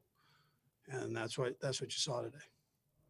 I do really think there's some genuine value to that. I don't think that's all talking points to say, hey, I mean, I'm glad that they were playing the Browns and not the Ravens or Titans today, because I think there's a decent chance that the Ravens or Titans end up making up some of that ground after Mahomes goes out. But regardless, being able to pull that off in this circumstance with Patrick Mahomes leaving the game, everyone else bringing their game back up an inch, absolutely remarkable. I believe Jameis Winston just threw a touchdown pass in the Saints game. I just saw like a bunch of motion. That's absolutely what happened. A bunch of motion, and the Saints just went up 13-10 over the Buccaneers. The Bucs had a pick six earlier that I can only imagine Drew Brees threw. I think Taysom Hill is out. That whole thing is a mess. If you're interested in that game, you can hear it on 1510 AM and 94.5 FM, and we'll bring it to you here on 810 after the postgame show wraps up tonight. One more thing, though, from Andy Reid. Sorry I got distracted by seeing Big Game Jameis show back up. We got some questions in the video feeds from Facebook, Twitch, and YouTube about the running game tonight. It was Darrell Williams who got the lion's share of the carries. Clyde Edwards-Helaire was reportedly close, but not quite able to play in the game today. Seems like he'll be back next week in all likelihood for the AFC Championship game. But it was Darrell Williams who got the work. Andy Reid was asked what he saw from Darrell that led to him being the main ball carrier today. Yeah, listen, I mean, it was just a hot hand. I mean, Le'Veon's done everything we've asked him to do, and he's a great kid, man. Love the kid. You just get into these and you kind of go with what's working and for whatever reason, I mean, Darrell was working, and listen, I'm proud of him too, because he's never hung his head. Even when he was third and fourth, he just keeps going, and he's not maybe a household name, but maybe after this game, people know him and respect the work that he does. He's a very intelligent football player. And he plays, as you saw, a very physical game. I really like Darrell Williams. I've liked him since the Chiefs brought him in. I think he was a 6th-round draft pick a couple years ago. He spent basically his entire LSU career just behind some truly elite talents that were highly drafted, and I liked the idea of bringing in the guy that was just a touch behind some future NFL backs, and he had a really nice game today. Took advantage of what the offensive line was producing for him, and I was certainly very happy to see him produce on that level. Obviously, you could ask about where Le'Veon Bell was. I think we've seen Darrell be a bit more explosive so far, and they didn't run it a ton, thankfully, with either of those guys. Darrell got a little more work later on as well, but only 15 carries with running backs, but 13 of those were for Darrell Williams, 2 of those for Le'Veon Bell. I am Joshua Briscoe here on the Sports Radio 810 WHB postgame show. It's brought to you by CBD American Shaman. When Kansas City scores, you score big at your local CBD American Shaman. Our team's score is your % off. They scored 22 points, so you get 22% off all day tomorrow. American Shaman, life is better with the feather. Whenever we come back, we'll hear from the man of the hour, the quarterback of the day. He's got the legs, he's got the arm, he's got the victory. Chad Henne. Anything is possible next. You're listening to live post-game coverage on Kansas City's home for the National Football League. Sports Radio 810 WHB. Championship Barbecue is now available at your fingertips with the new Joe's Kansas City Barbecue online ordering app. Place your order for the legendary Z-Man or Rocket Pig sandwiches, slabs of ribs, or a burn-end dinner right now. It's just a few clicks from your smartphone, and your order will be hot and ready for curbside pickup. The new Joe's Kansas City Barbecue app is perfect for a weeknight dinner with a family or feeding your entire office. So don't wait. Download the brand new Joe's Kansas City Barbecue app today. Menards has everything you need to make your home a better place to live. Save big money on all the top name brand products you know and love, like Tide and Era laundry detergent, Bounty paper towels, Swiffer dusters, Charmin bath tissue, and more. A 96-load bottle of Era liquid laundry detergent is just $7.99 now at Menards. Prices are good until January 31st. Save big money at Menards. A1 Mortgage would like to thank all the 810 listeners who supported us in this crazy 2020. Crazy, yes, but it also gave us crazy low interest rates. The crazy low rates are still here, so hurry and get locked in while you can. Thanks again from A1 Mortgage. Hi, this is Arash Amini with Amini's in Overland Park. Thank you, 810 listeners, for supporting Amini's in 2020. Because of you, we can continue to help create experiences that bring people together. Have a wonderful and healthy 2021. This is Amini's. Live coverage of the divisional round of the NFL playoffs is presented by Casey's own CBD American Shaman. Come on into your local Shaman store for a free sample of stress-sacking CBD. Everything is better with the feather. By Victory Ford. Victory Ford, where our first price is better than their last. And by Complete Home Concepts. Is your fireplace as ready as you are for game season? Come to Complete Home Concepts. Kansas City's home for the NFL playoffs and Super Bowl 55. Sports Radio 810 WHB. Robert Brogdon Buick GMC in Olathe is your destination location for quality new and used vehicles. You'll find the area's largest inventory of new Buicks and GMCs, including the all-new 2021 GMC Yukon, plus a huge selection of hard-to-find models with a hassle-free customer experience. At Brogdon, they know your time is valuable, making sure to give you the fastest car buying experience. And Brogdon is an official GMC Business Elite dealer, serving the entire KC metro area with professional-grade vehicles for your fleet or commercial needs. Visit robertbrogdon.com. See him in person at I-35 in Santa Fe and Olathe. Here's a terrific way to start the new year right. To get fit, stay fit, and save big, it's all at the J, the Jewish Community Center. Everyone is welcome at the J, with the area's best full-service fitness center, expert personal trainers, indoor and outdoor pools, indoor track, CrossFit, and so much more. I love it, my family loves it, and you will too, especially now, when you'll enjoy their best January offer. 2 months free and zero enrollment fee. Plus, if Kansas City makes it to the big game, get a third month free. Find out more at thejkc.org. Hi there, Gary Giles with Giles' Jewelry. Everybody knows Giles' Jewelry is the place to buy an engagement ring. Thousands of diamond rings, quality second to nobody.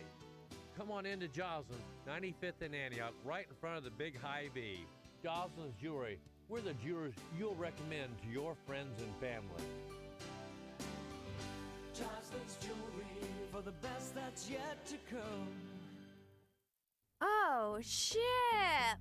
I need to get this package downtown by noon. Don't worry. There's a brand new on-demand delivery service by Z-Trip. It's Z Shipping. Are you shipping me? No, we're shipping your packages. For the quickest, affordable, on-demand courier service, visit zshipping.com. zshipping.com. Let Z-Ship help you with your delivery needs. That's zshipping.com. It's time for the Chiefs Drive of the Game. Brought to you by One Request, a Kansas City company making car shopping easy. Stop searching site to site and avoid the numerous calls and emails from sellers. Search less, find yours at onerequest.com. Right now, though, inside the one, I would think they're just going to hand it up the middle. Under center, Mahomes, second goal. Mahomes takes it himself, got a block by the right tackle and sidesteps his way into the end zone, coming toward the near side. Touchdown, Kansas City on the game-opening drive. 75-yard drive, a combination of runs and passes, and Mahomes will take it in from 2, and the Chiefs on top early, 6-0. That drive was early in the game, and it certainly mattered a whole lot early in the game. Also, a remarkably similar play to the one that Patrick Mahomes got injured on a bit later on in the game. It's something they've been willing to do this year. It's kind of strange that they're willing to do that without like also being willing to let Patrick Mahomes sneak it. I'm not sure I totally understand the differentiation there, but it's one the Chiefs have made. It's one they've been making since he returned from the kneecap injury all those weeks ago. So something to keep an eye on. This is the Sports Radio 810 WHB postgame show here on Sports Radio 810 WHB Kansas City. I'm Joshua Briscoe. You can interact with the show in a number of ways. Did I do the ID too soon, Beards? It didn't count, wasn't legal. Listen, you run enough things where the legal ID window is much larger than what I just missed it by. So we'll see. I'll remember to probably do it again, but That was close. You were close. I've seen much worse. Yes, and not from me. No. From a variety of places, there are a variety of places you can interact with the show. You can watch the show on the Sports Radio 810 WHB Facebook, Twitch, and YouTube pages. That's facebook.com/sportsradio810, twitch.tv/sportsradio810, and youtube.com/810WHB. You can leave your comments there, and we'll try to keep an eye on those over the course of the show. Darth Maldad on Twitch asks if everyone's back from the hospital after having a heart attack. I felt tense over the course of the last quarter of that game. It was a feeling I'd not experienced in quite a while watching Chiefs football. Really, I mean, since the Super Bowl at minimum.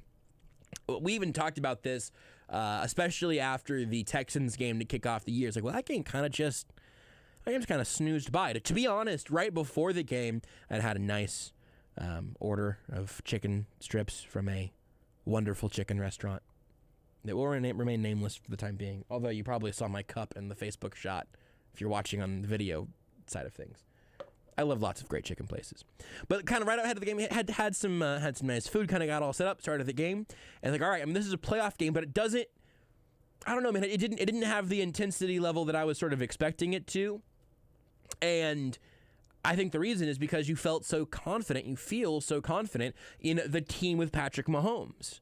Whenever the team with Patrick Mahomes no longer has Patrick Mahomes, it starts feeling a lot more like 2017, and even in some ways like 2018. Whenever you don't really know what's going to happen because there's still some stuff that's broken there. Defense was obviously great tonight though, so certainly a differentiation from 2018 in that regard. Also mentioned a tweet from Mac Wilson earlier. He was the guy that hit Patrick Mahomes and ended up knocking him out of the game. He tweeted, never been a dirty player in my life. I just try my best to play fast and make plays. Don't try to insult me and keep the threats to yourself. 100 emoji. Also, apparently Myles Garrett sort of spoke on that a little bit right at the beginning of his presser. We'll bring you that later on in the show here tonight. I didn't think that play looked dirty in real time. I don't think it looks dirty in replay, honestly. Dan Sorensen's hit was more violent than the one that Patrick Mahomes took. It just ended up being, much like the kneecap injury, it ended up being a really bizarre, awful, fluky play where I mean, you can take issue with just the risks that come with letting Patrick Mahomes run the ball that way, but I don't think it was a dirty hit, and it was, again, fluky and very, very odd. Let's hear from Chad Henne here on Sports Radio 810 WHB, Kansas City. You got to get it between 55 and 05. That's the window. And I did, the clock in here said 55, and then I looked at the real clock and it said 54 whenever I did the full thing the first time. But now we're clear, and so we can hear from Chad Henne. He was asked what was going through his mind whenever he was said, hey, I was told to him, get ready, Mahomes is coming off the field, you're going in. Yeah, it's definitely a big adrenaline rush. Obviously, you never want to see a guy like Patrick go down. Obviously, one of the best players in the league, but that's why I'm here, come in prepared. There's a lot of great players around me that made me feel confident and, just went in there and try to take what the defense gave me and make some plays while doing that. Obviously, Patrick Mahomes, the number one story out of this game because the Chiefs are way better with him on the field. You probably knew that. I probably didn't need to tell you that. But Henne was asked about Mahomes and if he had a chance to talk to Patrick yet. Yeah, so for your first question and talk to Patrick after the locker room, he's in good spirits. Obviously, we'll see with everything, all the testing for him tomorrow, but he's in good spirits. I'd imagine we won't see him, in full practice participation for a little bit still, but it's all at this point about if he can work during the course of the week and then if he can take a hit again on Sunday. It's just too soon. I don't want to speculate needlessly, but certainly would rather be hopeful than not at this point. One thing that was an interesting way of the starters resting in Week 17 paying off in an unforeseen way, Henne was asked if he felt like he was more ready to step into the game here in the playoffs because he got a chance to play all those snaps a couple weeks ago. Yeah, definitely felt a lot more comfortable out there playing the last game of the season against the Chargers. Full week of preparation, feeling the pockets, especially as a quarterback, is very important, especially if you haven't been in there in a while. But felt confident. I mean, there's a lot of playmakers out there and, just great opportunity for me to get out there and, see some guys make some plays. And, he talks about being ready and feeling like you're in the right headspace and everything. He was asked what's kept him over these few years, what's kept him going whenever he's not been able to get playing time, and how he's kept the right mindset and was ready to perform in a moment as enormous as this one. I just think just my personality. I'm always a competitor, and throughout the years, if it went my way or didn't go my way, I just felt like I loved the game still. Love being around the locker room, and especially coming here just enlightened me. I mean, Coach Reed and his staff and the players here just brought out a lot of me, and especially Patrick, to see all of his success. And he's helped me out more than I feel like I helped him. And it's just a pleasure to be here. And this is why I play. And I prepare each and every week to go out there and be the best me, and just have fun with the guys. That last drive will be the one that sits on his career highlight reel now forever. I mean, that's going to be really, really, really hard to beat. And he was asked about the plays leading up to that run and then the fourth down conversion, about the second down play, getting sacked, and his confidence getting out of the pocket and running down the field on third down. So it was just a miscue. The second down play, we just had a miscue on the route. The play wasn't there. Once I felt like there was a run route, I just got off it and just did the best I could, protect the ball. And then on the third down play, they did a great job. They covered our major routes out there with Kelsey and Tyreek, and had the field covered. I felt the pocket collapse and saw a lot of running space, and just went out there, checked the chains, and tried to get the first down if I could. It was an incredible scramble. He also mentions there the miscue, and then I think he said the phrase misrun route or something to that extent. Travis Kelce said as much whenever he spoke after the game. He said he ran the wrong route. He said he needs to listen to the full play call, which is interesting. I'm wondering if he heard either he heard someone else's route and thought it was his, or maybe there was something about the relationship between those routes, which is something that is so far over almost all of our heads in terms of how that offense works. But they've talked about it a little bit, some last year especially. Where I'm wondering if, he kind of stopped listening whenever he knew what his route was, but then something that came after it meant that if you see this, your route changes to that. Henne saw it change, and Kelsey didn't have that information. I'm guessing there based on what both Kelsey and Henne said, but some miscommunication there. Ultimately, really could have been a back-breaking sack, and then Chad Henne runs for nearly the first down, and then there's the fourth down conversion. Just wild. More on that third down run. He was asked what went through his mind and his emotions during and after that third down scramble. Yeah, I mean, just going through my progressions, I kind of felt the pocket collapse after, a certain amount of time. And, I looked over at the sideline, felt I had a lot of running room, and, just try to make, the first down, as much as possible. And, put my head down. This team's given me so much, so I put my body out there for them. It's something that we've seen from Mahomes. It's something that we needed to see there from Henne, and that play was bonkers. It was just absolutely nuts. I don't know what better way there is to characterize. It was a completely insane thing to watch play out that way, and incredibly, incredibly vital to locking up that game when they did. Also hear from Henne, with everybody watching and not knowing or thinking maybe the Chiefs would, maybe they wouldn't go for it there. Henne obviously knew there was a play that was about to be snapped. He was asked if he sensed anything from the Browns defense as he was walking up to the line, if they thought they were going to actually run a play or not. For that last play, we knew, not that we knew, but film studies showed that they were going to be in man coverage. And, we had to play. We talked about the play Saturday night, Patrick and I, and the coaching staff go over the plays that we like. And when I came to the sideline, it was one of the plays that we picked, and we felt confident in that play.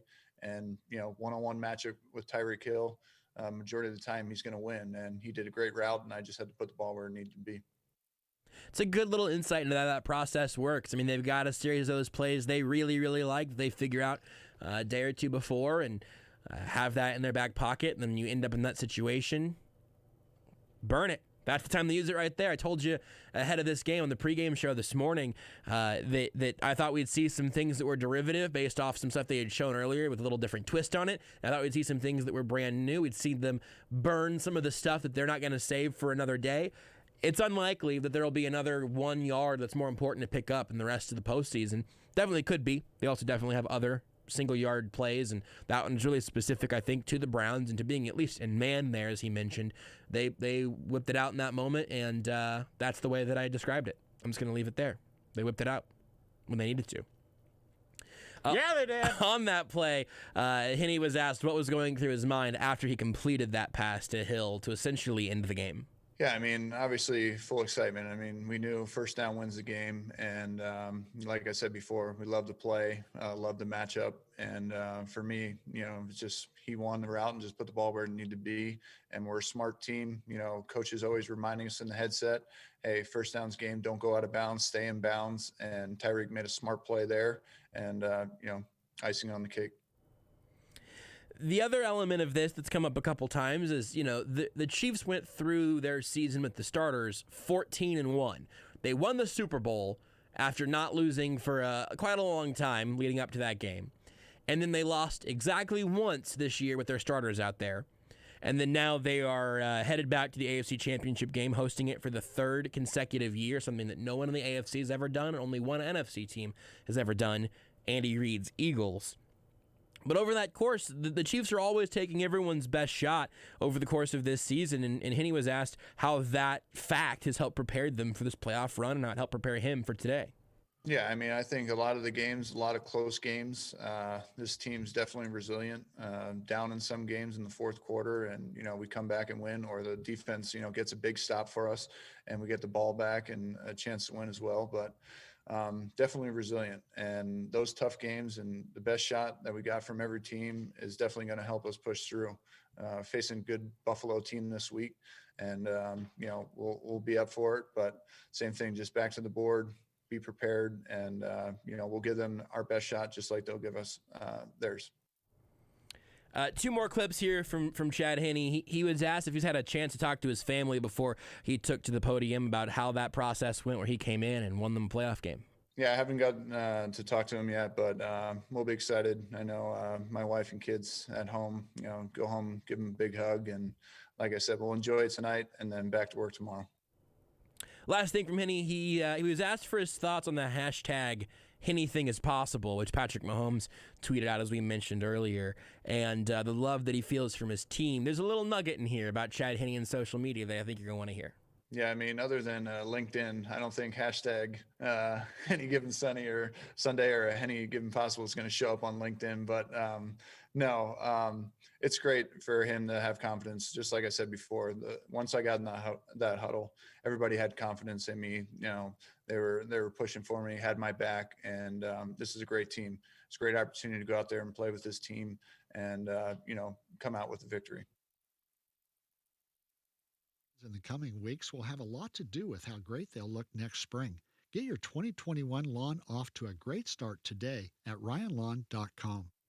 Beards, I'm going to ask you to play that liner again because you missed the beginning of it. This is Larry Ryan, and what we do with lawns in the coming weeks will have a lot to do with how great they'll look next spring.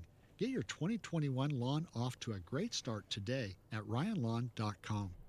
Chad Henne is only on LinkedIn. My question isn't why is he not on Facebook, Twitter, Snapchat, Instagram, whatever. It's because those places are all, why is Chad Henne not on Twitch? That's not my question. My question is, why is Chad Henne on LinkedIn? What does he need LinkedIn for? He's got an agent. He's an NFL quarterback. Where are his professional connections? Rudy suggests that that's how he got the Chiefs job. I would suggest that probably came from his agent. I don't know. You heard from Ryan Lawn there. The Mahomes quarterback press conference, which is who it usually is at the podium, is also brought to you by the Kansas City Acura dealers. This time, it's Chad Henne. So today, the Chad Henne winning quarterback press conference is brought to you by the Kansas City Acura dealers. Take a test drive at your Kansas City Acura dealer, and they'll make a donation to Patrick Mahomes' charity, 15 and the Mahomies. Excuse me. Beards can't hit the button right. I can't talk. This is a tough segment for us. Schedule your test drive today, again, with the Kansas City Acura dealers, and they'll make a donation to Patrick Mahomes' charity, 15 and the Mahomies. Let's take a break. Whenever we come back, Matt Derrick of Chiefs Digest will join us on the Sports Radio 810 WHB Postgame Show. This is Larry Ryan, and what we do with lawns in the coming weeks will have a lot to do with how great they'll look next spring. Get your 2021 lawn off to a great start today at ryanlawn.com. Chiefs Postgame. Brought to you by Casey's own CBD American Shaman. Come on into your local shaman store for a free sample of stress-sacking CBD. Everything is better with the feather. LMC Truck, located right here in Kansas City, offers quality parts and accessories for Chevy, GMC, Ford, and Dodge trucks, SUVs, and vans. Just go to lmctruck.com. LMC Truck, keeping generations on the road. Every weekday on Sports Radio 810, tune in to hear Kansas City's favorite local lineup. At 6 a.m., wake up with the Border Patrol with Stephen St. John and Nate Bucati. At 10, it's The Zone with Jason Anderson. Now at 2, get into the program with Soren Petro. And wrap up your day on Almost Entirely Sports with Joshua Briscoe. Kansas City's hometown sports station. Sports Radio 810 WHB. Since 1929, Shane Company's been part of over 1 million perfect proposals. An engagement ring is a symbol of your natural love, a love that's pure, unique, and rare. Choose a center stone that will reflect that.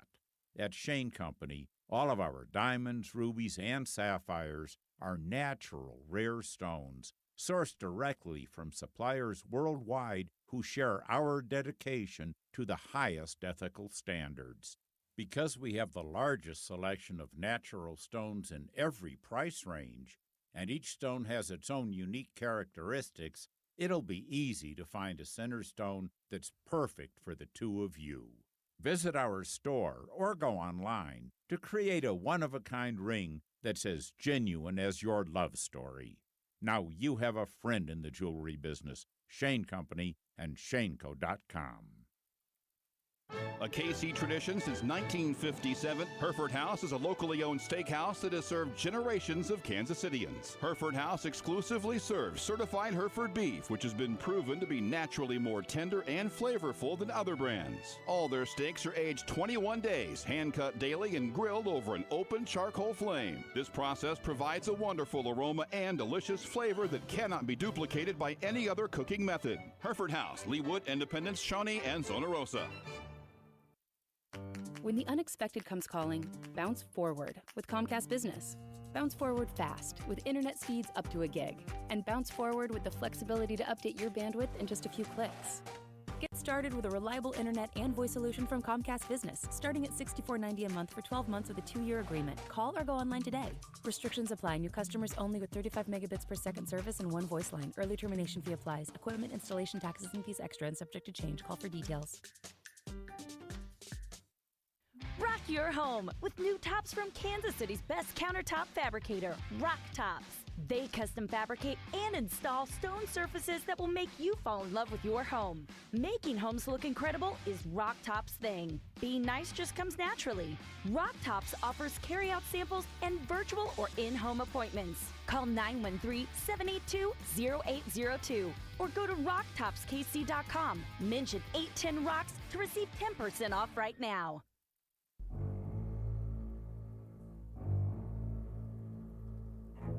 Hunt is in the backfield from the Cleveland 25. Mayfield in the gun, 3rd and 10. 4-man rush, drops back 5, sets in the pocket, gets out, points downfield, throws on the run, intercepted. It's picked off by Matthew, 30, near side 25, stops and spins and out of bounds. The Chiefs had picked off Mayfield. Down to the 19-yard line at Cleveland with the pick. The play of the game was presented by Central Bank of the Midwest. Take a new look at what's possible with Central Bank of the Midwest. Visit centralbank.net. One of the defensive highlights from this game, and a game where the conversation has really been about what the offenses did and what the Chiefs offense did with and without Patrick Mahomes. The Chiefs defense allowed just 17 points in this game, something that would be much more highly celebrated if we weren't all so both worried about Patrick Mahomes and then thrilled about the result that came from Chad Henne.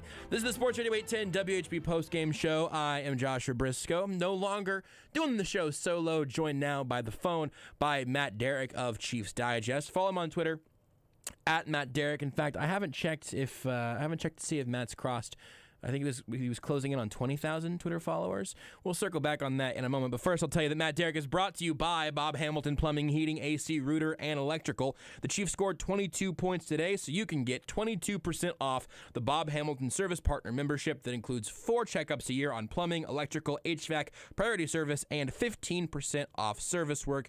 You better call Bob.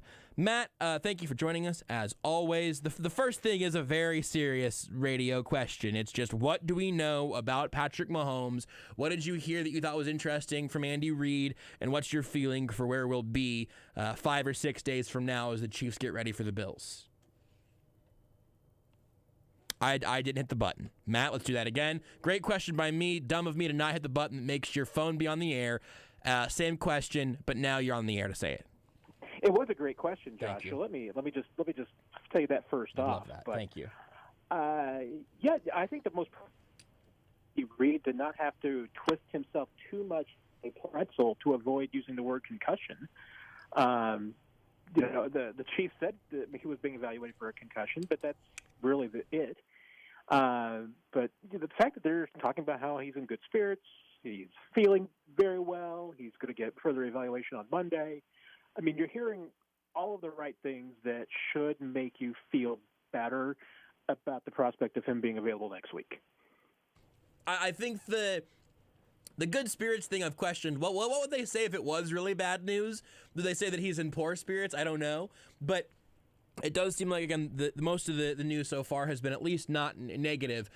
You mentioned Andy Reid never using the word concussion. The Chiefs officially said he was being, as you said, looked into for a concussion.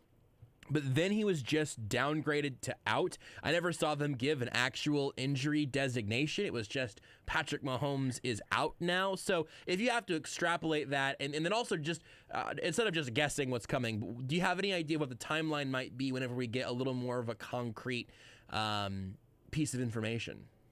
Well, that's the crazy thing about concussions and the protocols and everything is that, I mean, the timeline can be anywhere from a few minutes to a few weeks. Mm-hmm. I mean, that's just how it is. I mean, and it's a little bit of the nature of the concussions, and maybe it's a little bit of the nature of the NFL's concussion protocols, but that's another topic for another day. Mm-hmm. But, I mean, at this point, the Chiefs are at least saying and indicating that all the things that would suggest that the most likely issue is not concussion-related, but maybe that it's other areas. You know, like Andy Reid said, he got hit in the back of the head, it got the wind taken out of him, and everything else. You know, and from looking at the highlight, looking at the video, I mean, it certainly looked like there was a lot of torque put on that neck. Mm-hmm. So I could see how, you know, someone just looking at the video could say and see, you know what, it didn't look like he hit his head that much. Maybe it was an injury more in another area of the head, which we're really parsing words and videos now. So, but, you know, honestly, the most vague but probably interesting thing that Andy Reid said was that Mahomes, quote, passed all the deals that he needed to pass. Yep. Which I would assume that it means that he passed the concussion protocol. But, you know, what happens when we assume? So I can't say that with 100% certainty, but that's at least what Andy Reid was suggesting to us. One other thing on that, I mean, you mentioned that, look, there's a lot of torque on his neck. It was not by any means a traditional-looking concussive play, though. He did not take a helmet-to-helmet contact. I don't think he ever got hit in the head. His head did not hit the ground, but he did have, you know, kind of the arm wrapped around his neck as he was going down. Got kind of hit by, like, the M in Mahomes on the back of his jersey.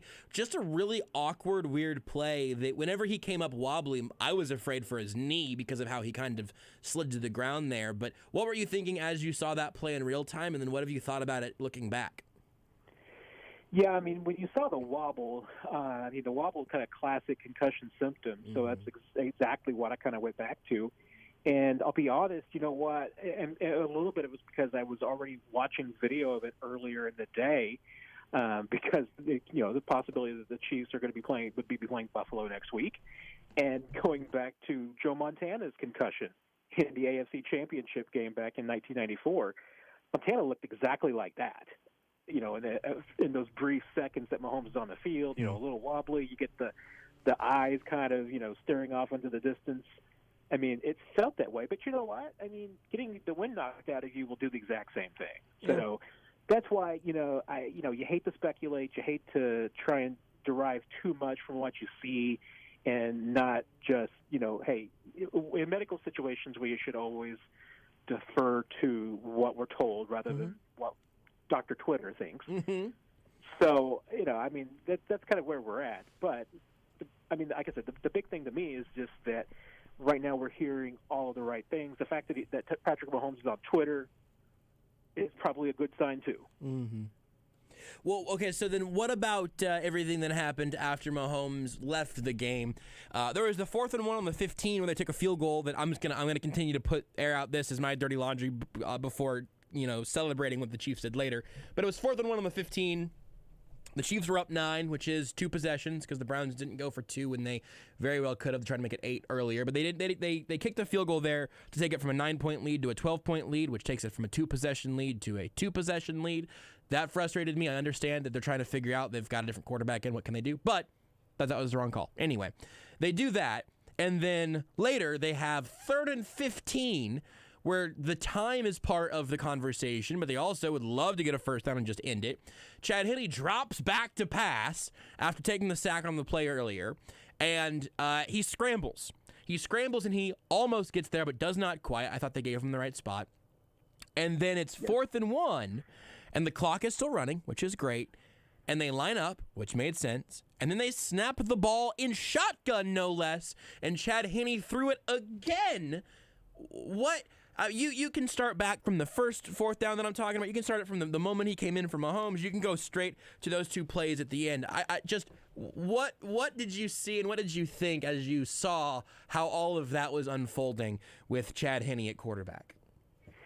Yeah, the second down, now that we know what happened, makes a lot more sense. I mean, because it certainly looked like if Travis Kelce cuts back to the inside, that's an easy pickup for a first down, game's over, move it on, you just put it down the book. Problem was Travis Kelce misheard the call in the huddle, ran the wrong route, and therefore wasn't there. That's what, forced Henne to take the sack. And he does the right thing. And remember, I think he had that play in Week 17 where he didn't beat the sack. He didn't throw the ball away. He went ahead and threw it. Mm-hmm. And ended up throwing an interception. In this play, Henne does the exact right thing.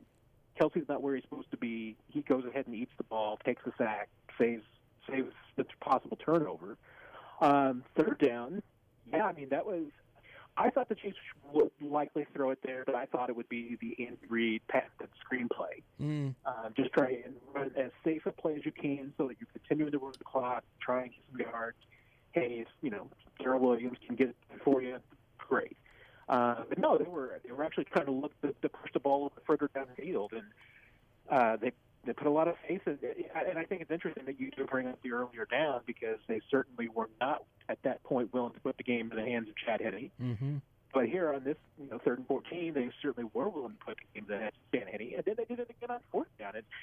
And 4th down is more interesting to me because I think it was just a little bit of if you look at context of the game, Andy Reid thought about feel. I mean, that's his overriding decision factor on whether to go for it on 4th down or any situation is his gut and what the feel and momentum of the game is.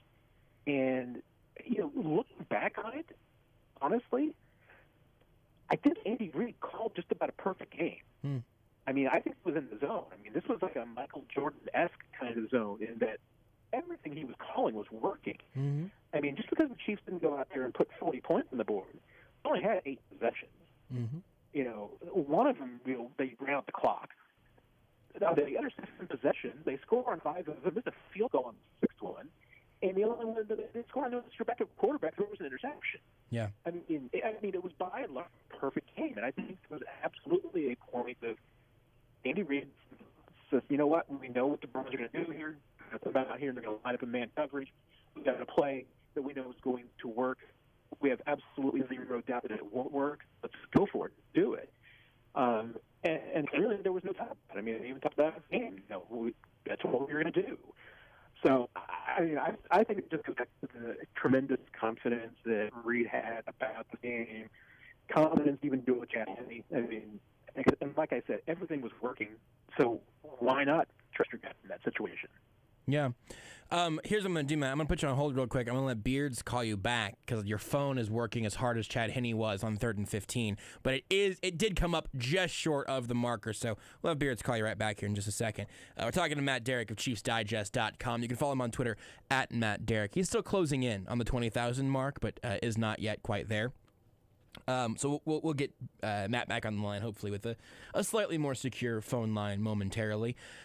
Yeah, the feel of when you're going for it thing, I to some extent everything comes back to that, right? I mean, to some extent, it's all about what you've prepared so far leading up to that point, what you believe you're going to be able to do vis-a-vis a fourth down conversion or your aggressiveness in that spot. It's about the stats that you've bought into and whatnot. I wish there was a little more consistency there. If it was consistent and consistently too conservative, at least you could, kind of poke in on that. But whenever it's all feel-based, but you can't quite get in the crosshairs what you're going to do in different situations and whatnot, it could be a bit frustrating to see the inconsistencies that show up by having all those calls be gut calls, which is even, you ask Andy Reid, he'll tell you that's what it is. So I'm left a little frustrated, especially even because, like, you're not going to hear any talk about analytics and chasing points this week because the aggressiveness paid off, and that's how it generally works. But we talk about it more whenever it doesn't, and it becomes a sports talk radio topic, yada, yada, yada. We got Matt back here. Again, Matt Derrick of Chiefs Digest. Follow him on Twitter, at Matt Derrick. One of the other huge plays of the game, obviously, Matt, was Dan Sorensen's forced fumble down by the pylon. The ball goes out through the end zone, becomes a touchback for the Chiefs. I said this at the time, so I can say it in a way that is not in a homerific moment. I think that rule stinks. I hate that rule. That rule is terrible. But it also benefited the Chiefs in an enormous way today. What did you think as that play was unfolding and Dan Sorensen's role in it? Yeah, I mean, I get it. I mean, it is a terrible rule. I would like to see the rule changed, but at the same time, I don't want the rule changed in a way that's going to just allow teams to willy-nilly handle the football any way they want to at the 1 yard line and just know that, hey, if they fumble it, who cares? They're going to get the ball back. Right. I'd like to see them punished in some way for fumbling the football. So there's that. Here's my hot take, too. I don't like the idea that could have been, a case of Dan Sorensen getting called for a penalty for lowering the helmet. I mean, to me, if the offensive player leaves their feet and lowers their helmet, I don't know what the defensive player can do. I mean, clearly Higgins left his feet in order to avoid Dan Sorensen. There was no blindside hit. He knew Dan Sorensen was there. That's why he was diving. Yeah. And now, hey, you know what? If Sorensen's head does not collide with Higgins' helmet there, probably doesn't fumble. Yep. But you know what? If Higgins doesn't leave his feet, he probably doesn't fumble. I mean, to me, there's 22 there and everything. Yeah. But hey, it was a bad play in the sense that Higgins never should have gotten the ball in that situation. It should not have been that open. But Dirty Dan, Divisional Dan Sorensen, coming up big again.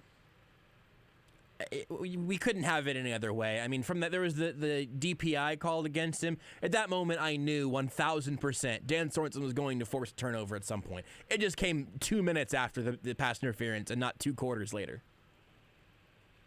Yeah, and and the DPIs in this game were kind of crazy too. I mean, I thought that the offensive pass interference that the Browns got was a little soft, and I thought that pass interference on Sorensen was a little soft too. I mean, usually in the playoffs they're letting these guys absolutely mug each other, so I was a little bit surprised they were calling some of these PI penalties today. But you know what? Hey, I guess in the long run it worked out in the Chiefs' favor. So I don't think any Chiefs fans will be complaining about it. Did anything else jump out to you from this game? And I mentioned it was 17 points given up by the Chiefs' defense. That's a heck of an effort. That I would have taken the over on both of these final scores, and obviously no one would have predicted that Patrick Mahomes was going to have a kind of freak head injury, maybe neck injury, whatever. But whenever you look at what the defense did today and the game as a whole, did anything else jump out to you?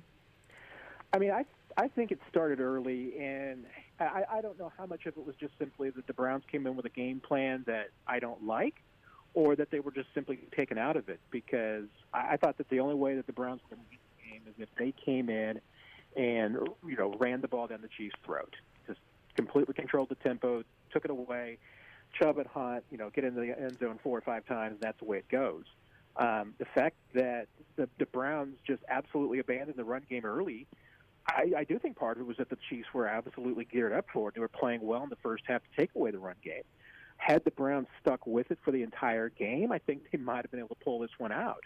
But the fact that the Chiefs were able to hold Chubb and Hunt to 101 yards, I think is pretty impressive. I mean, especially considering that the way Kareem Hunt was kind of talking about this game, you thought that he would get a lot more than 7 touches for 34 yards.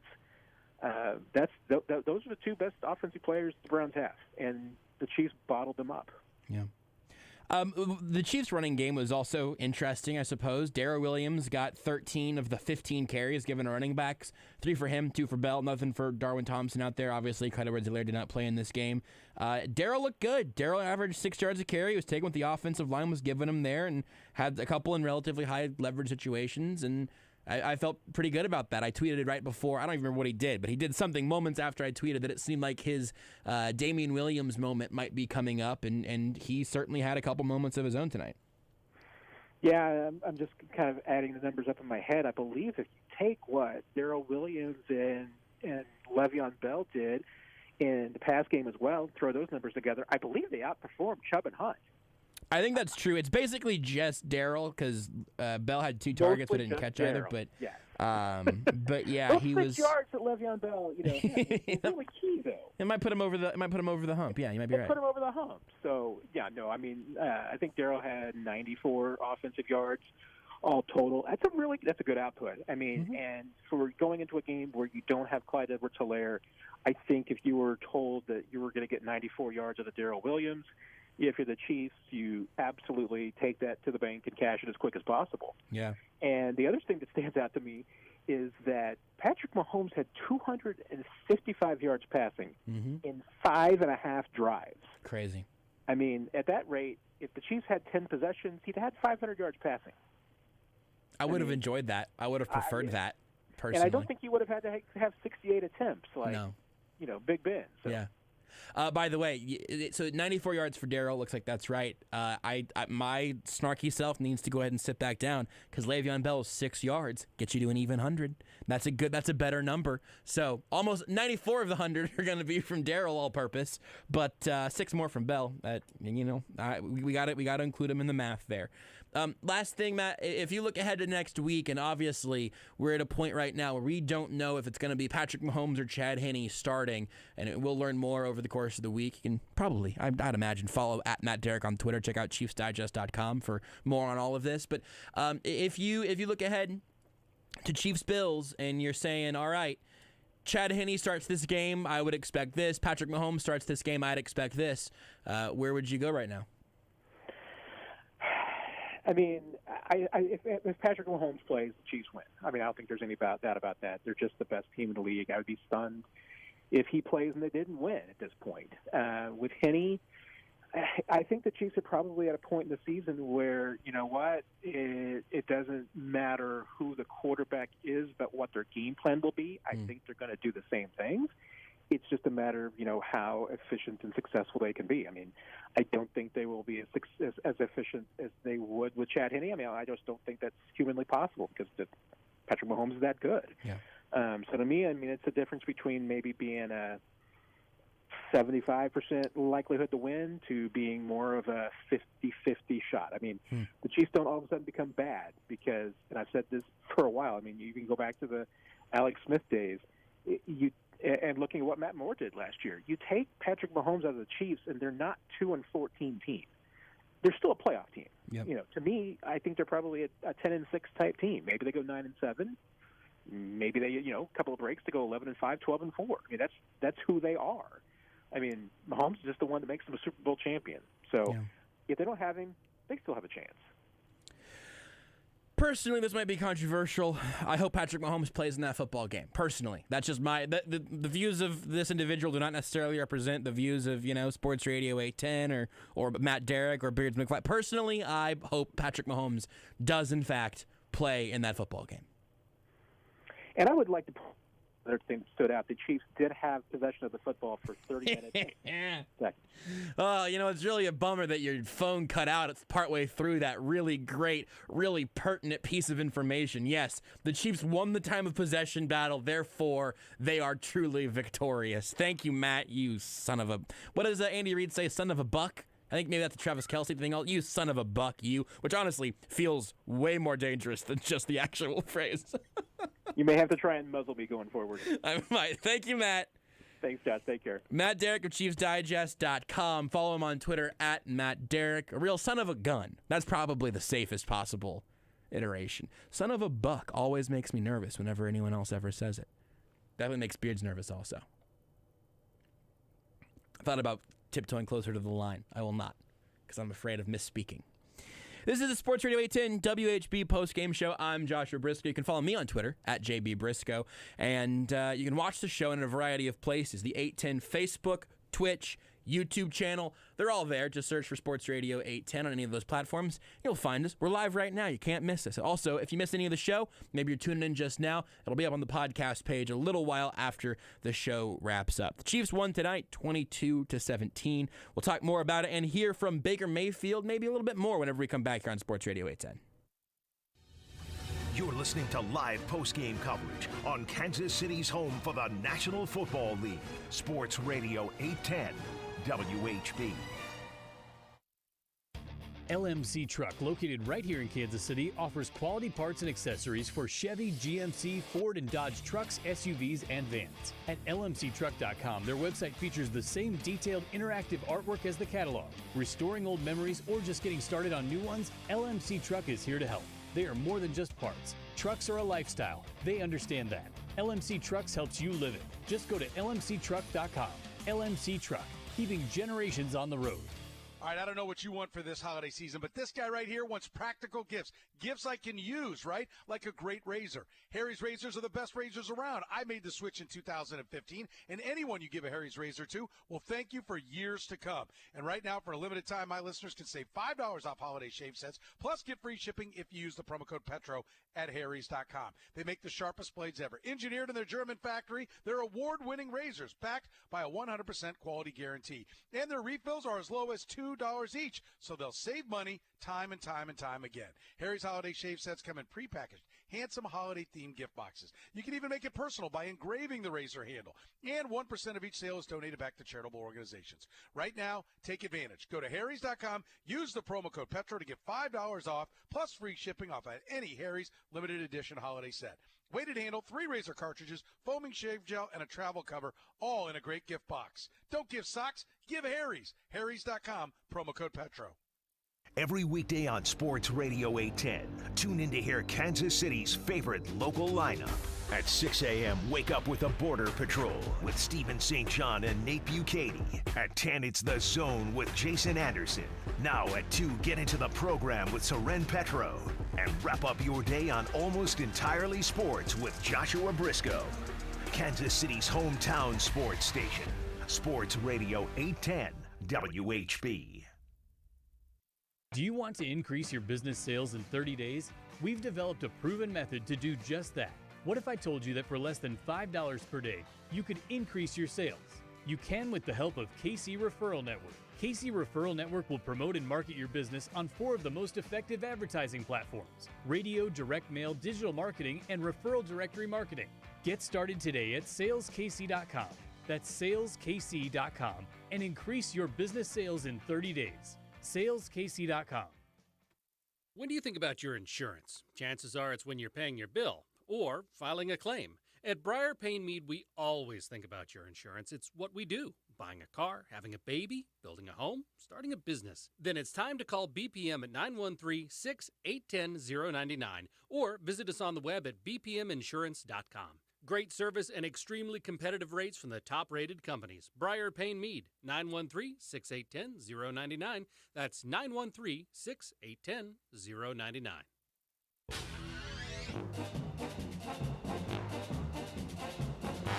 Five in the secondary. Cleveland's got it first down and 10 at the Kansas City 26. Mayfield in the gun. 3 wide left. Shotgun snap. Drops back 3. Left tackle block.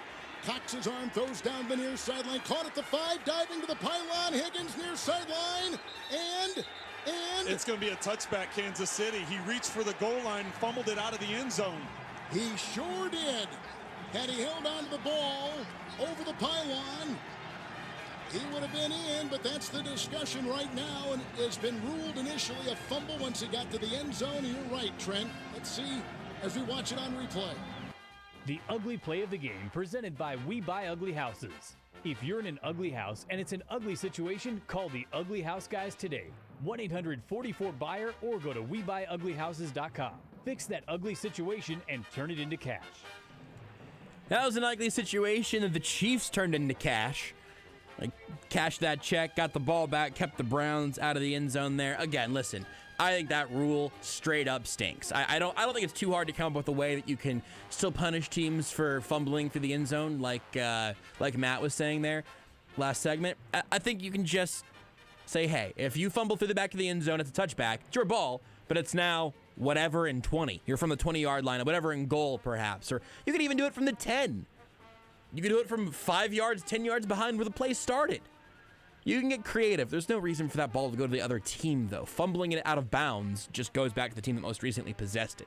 Weird rule. Weird rule that I would love to know, like, what was the conversation in that room whenever that rule was put into place? I don't know. But it was ugly, so that's our ugly play of the day. But it was good for the Chiefs, so everybody's happy. He sure did. I laughed out loud at that. That's really good. That's a good call. Kevin Harlan, good at play-by-play. I got a lot of controversial opinions. I hope Patrick Mahomes plays against the Bills and Kevin Harlan is good at radio. He sure did. Hey, Beards, I have a question real quick, and then I want to take a question from the chat, and then I want to play Baker Mayfield then, and just one clip from Myles Garrett, and then we'll hand it over to Saints and Buccaneers here in a little bit. Saints just scored a touchdown, took the lead. I blacked out at one point. Did Chad Henne run for 14 yards on 3rd and 15, and then the Chiefs went for it on 4th and 1, threw the ball, and won the game with Chad Henne on 2 incredible back-to-back plays? He sure did. Unbelievable. A comment here from Facebook. You can watch the show in all these places. We've got all the comments in one place now, which is really, really useful. Somebody said on Facebook, very surprised to not hear any chatter or complaints about Butker's struggles. Apologies for not shouting your name out. I just can't see them in our current chat format. We're working on it. I think that's totally fair. And again, if I was going to kind of give my, who is it, Beards? Brady? Shout out to Brady. Thanks for the question, Brady.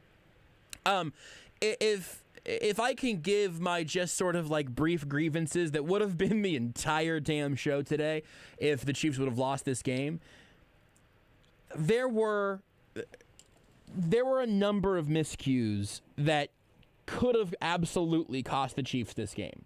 Not in a crazy fantasy world, but very nearly did cost the Chiefs this game. Probably wouldn't have been an incredible threat to if Patrick Mahomes would have stayed healthy, but you never know where anyone's going to be. You got to take what you can get along the way as you go. So that 4th and 1 of the 15 with Henne there, that play really frustrated me because you were, again, up by 9 points, 2 possessions, right there. And the field goal put the Chiefs up 12, making it 22-10 after it was 19-10 in that spot. 2 possessions either way. Number of possessions is a pretty good way to kind of measure leads in terms of, how much has to go another team's way. In that spot there, if you go get that touchdown, it's a 3-possession game. You get the touchdown and the extra point, you could make it 16, and it's a long 2-possession game, or you can go for 2 and try to push it 1 possession beyond that, which I think you go for it there and you go for 2, and you go from being up 9 to trying to go up by 17. The game is nearly over there because it's such a hill that the Browns would have to climb. But even going for it and making it the longest possible 2-possession game, it's really at least a 4-play game at that point. You get 1 2-point conversion stop, and it's back to being a 3-possession game. Not going for it there really bummed me out. And they did not capitalize on that Baker Mayfield interception that we played the audio clip from earlier. They got no points out of that because of the Harrison Butker doinked field goal. He missed the extra point earlier in the game. They settled for that field goal attempt on 4th and 1. They burned more clock at the end of the first half than I think they should have. They could have used one of their timeouts sooner and saved them some time to maybe be able to score a touchdown instead of settling for a field goal or playing for a field goal at the end of the first half.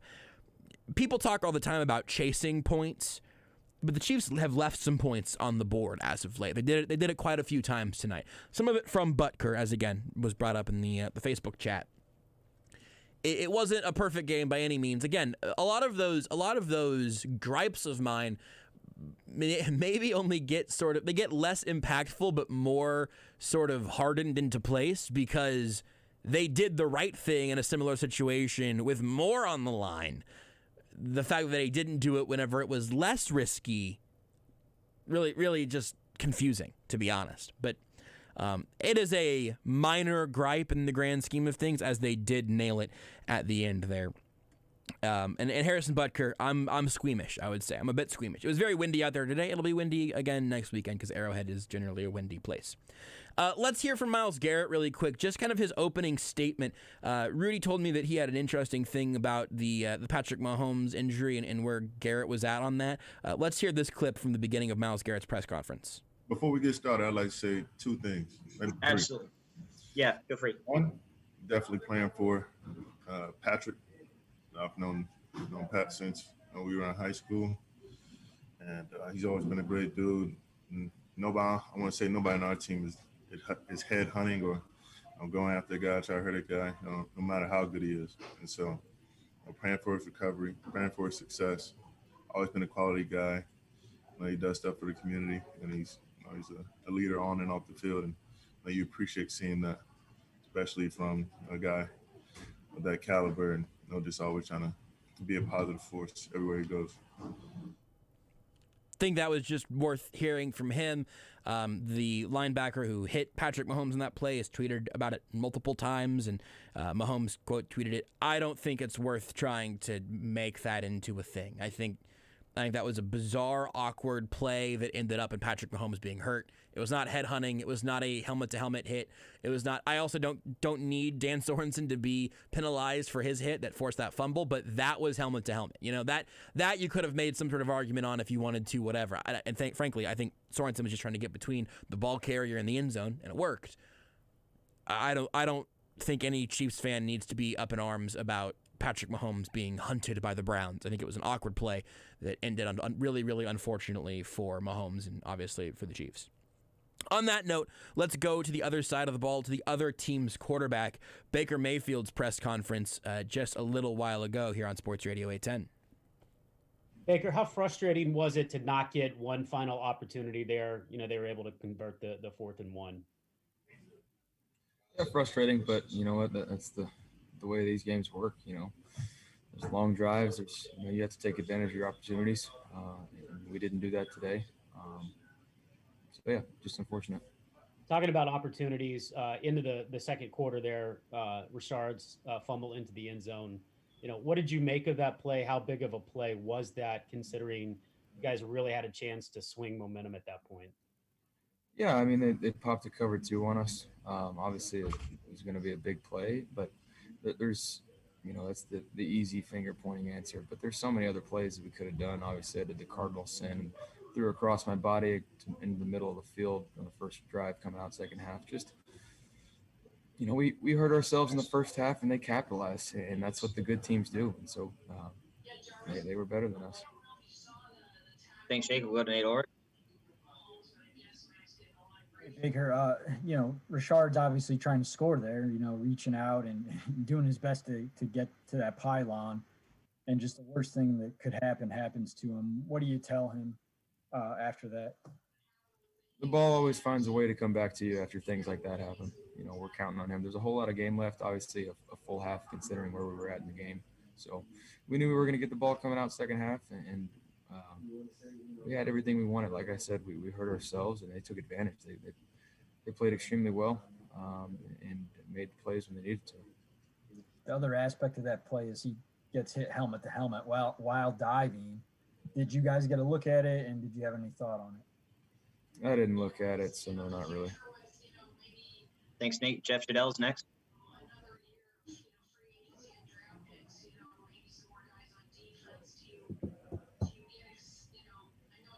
All right, we'll move on from Jeff. Mary Kay Cabot, give our next question.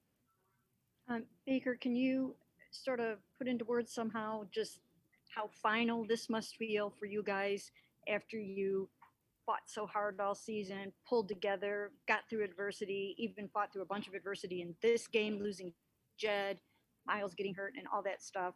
Just for now it to be over, is it a way to describe that? It sucks, to be quite honest with you guys. It sucks because so many people have sacrificed so much during this process of this very strange season. We've overcome adversity. Obviously, so many people have stepped up. The families of players, the families of staff, everybody sacrificed so much for us to be able to do this. And it's just unfortunate for us to come up short. It sucks because we believed in it. That's why we're here. And but trying to find the positive out of it. We're setting a new standard here, and to everybody's saying in the locker room, continue to tell guys that we're going to be back. And it sucks when you come up short, but you get that taste of it, and you realize you learn lessons. And but for now, it's definitely going to sting. So hopefully, Pat is okay. You never want to see that, but I thought Henny came in, and that run to get 4th and inches, and then that 4th down conversion. They made the plays, and it sucks looking at everybody from our side of the ball. We gave it our all. We just came up short. Thanks, Mary Kay. Tom Withers, you're up. Thanks, Rob. Yeah, Vic, I wanted to ask you about Patrick. I mean, you're a competitor, but you're also a friend of his. How hard was that seeing him kind of not be himself and kind of wobble off there? Those hits are scary. You never want to see that, especially with, obviously being extremely familiar with Pat. You just don't want to see that. So hopefully he's okay. Safety first. I hope he's okay. And, you got the ball back. Did you feel good about what you were going to be able to do there? We did. And I think that's what hurts the most, that they went for it, because I think they could feel that too. And, so it is what it is. Tom, we'll go to Scott Patrick. Hey, Baker, obviously the offense wasn't firing on all cylinders in the first half. Was Kansas City doing something to take you out of your game, or what do you think the issues were? We got behind a little bit, a couple penalties here and there, a few drops, a few missed assignments. Just, we weren't ourselves in that first half, and got behind a little bit. And then you mentioned that interception to start the second half. Just a bad decision trying to force it over the middle there? Yeah, I mean, obviously, like I said, the Cardinal sin of throwing late on the move over the middle of the ball. Obviously, Tyron's a great player. Jarvis didn't see him, or I'm sure he would have fought for it. But that's the type of player he is. I said it earlier in the week. You got to know where he's at. I'll look back on that. Maybe a pump fake and run. It's a different story. But defense did a great job of not allowing any points and kept keeping us in that game in that second half. So it's we just have to capitalize. Like I said, we didn't make enough plays to win today, and the Chiefs did. Thanks. Thanks, Scott. We'll go to Doug Lesmerises. Baker, you guys had that 8-minute touchdown drive, and then you get the ball back after the pick by Carl in the end zone, and you come back out with 8 minutes left. Can you just take us through how you felt in that moment? Could you put together a long drive to kind of score and end the game? What happened on that drive then? And then also the 4th and 9, did you maybe think there was any chance you guys might go for it there? Yeah, obviously when you get the ball with momentum starting to swing our way, we were confident that we were going to go out there. They decided, to bring a couple pressures and made the plays, and we didn't. And no, but by the way the game was going, believed, the way we handled that situation, giving the ball to them and trusting in our defense the way they were playing at the time to get the stop. And like I said, that was a great couple plays by Henny to convert there. Jake Trouters next. Yeah, Baker, I know this is disappointing, but you look at how far you guys have come this season, really since you got to Cleveland. What do you think about this team, this franchise moving forward based on everything you guys showed this year and what's going to be on this team going forward? Yeah, obviously each year there's turnover inside the locker room, which is unfortunate because we had an extremely special group here. So, like I said, I told some of the guys that for sure are going to be back that we will be back. And, as I've said and restated throughout the season's gone on, that there's a new standard here, and that's to be expected. And this is going to leave a bad taste in our guys' mouths for extra motivation through the off season. But yeah, I mean, we've come a long way since I first got here, but we're not done yet, and that's the best part. Obviously, it hurts to have to wait till next September to have to play, but it is what it is. Thanks, Jake. We're going to take three more, one each. Nate Ulrich, Mary Kay Cabot, Scott Pittman. Nate. Kind of piggybacking off that, how much will this experience drive you and the core guys that will be back, and just how valuable? I mean, I'm sure it's kind of hard to process now. You said it stings, it sucks, but how valuable do you think it will be to get on this stage in this type of game and have those kind of plays? I think it'll be extremely valuable for our guys to look at, each play matters. You have to be extremely locked in and take care of business. And obviously the atmosphere was unbelievable today. So those are valuable learning experiences that we have to, truly take in and grow from. Next is Mary Kay Cabot.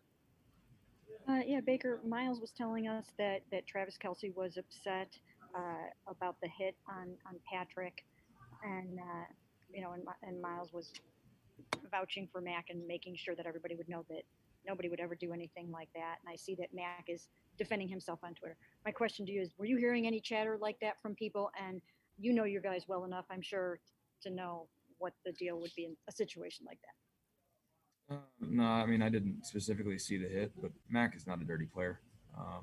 That's not the case. So if anybody truly thinks that, that's their own opinion. So they can have it that way. But like I said, I hope Pat's okay. And like I said, Mac's not like that. And our final question goes to Scott. Hey, Baker, I know you guys have been through a lot, but how tough was it to see Jed go down on the first offensive snap and then Kendall after him? Very unfortunate. Obviously, it's going to be a big game for Jed, and then losing Kendall also sucks because he's been a guy that stepped up time and time again for us. But then, that guy named Blake stepped up again for us. But it is what it is. But like I said, we still had the plays to be made there, and we didn't. Thank you, Scott. Baker, thank you for your time.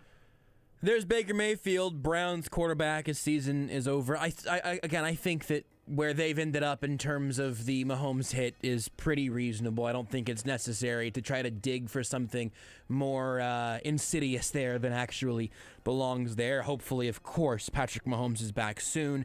And the Kansas City Chiefs are headed to their third consecutive AFC Championship game. But by headed, they're not going anywhere. It's in Arrowhead Stadium for the third consecutive time. They're the first team in AFC history to host 3 consecutive AFC championship games. The only team that did it on the NFC side, Andy Reid's Philadelphia Eagles. Thanks to Beards McFly and Rudy Salazar, I'm Joshua Briscoe. We'll talk to you again next week. The Chiefs are headed back to the AFC championship game after beating the Browns 22-17. Chiefs Postgame. Brought to you by Casey's Own CBD American Shaman. Come on into your local shaman store for a free sample of stress-sacking CBD. Everything is better with the feather. Drive for the win and score huge savings at your Kansas City Acura dealers. As Kansas City makes their playoff push, we're pushing out deals on award-winning Acura SUVs and sedans. For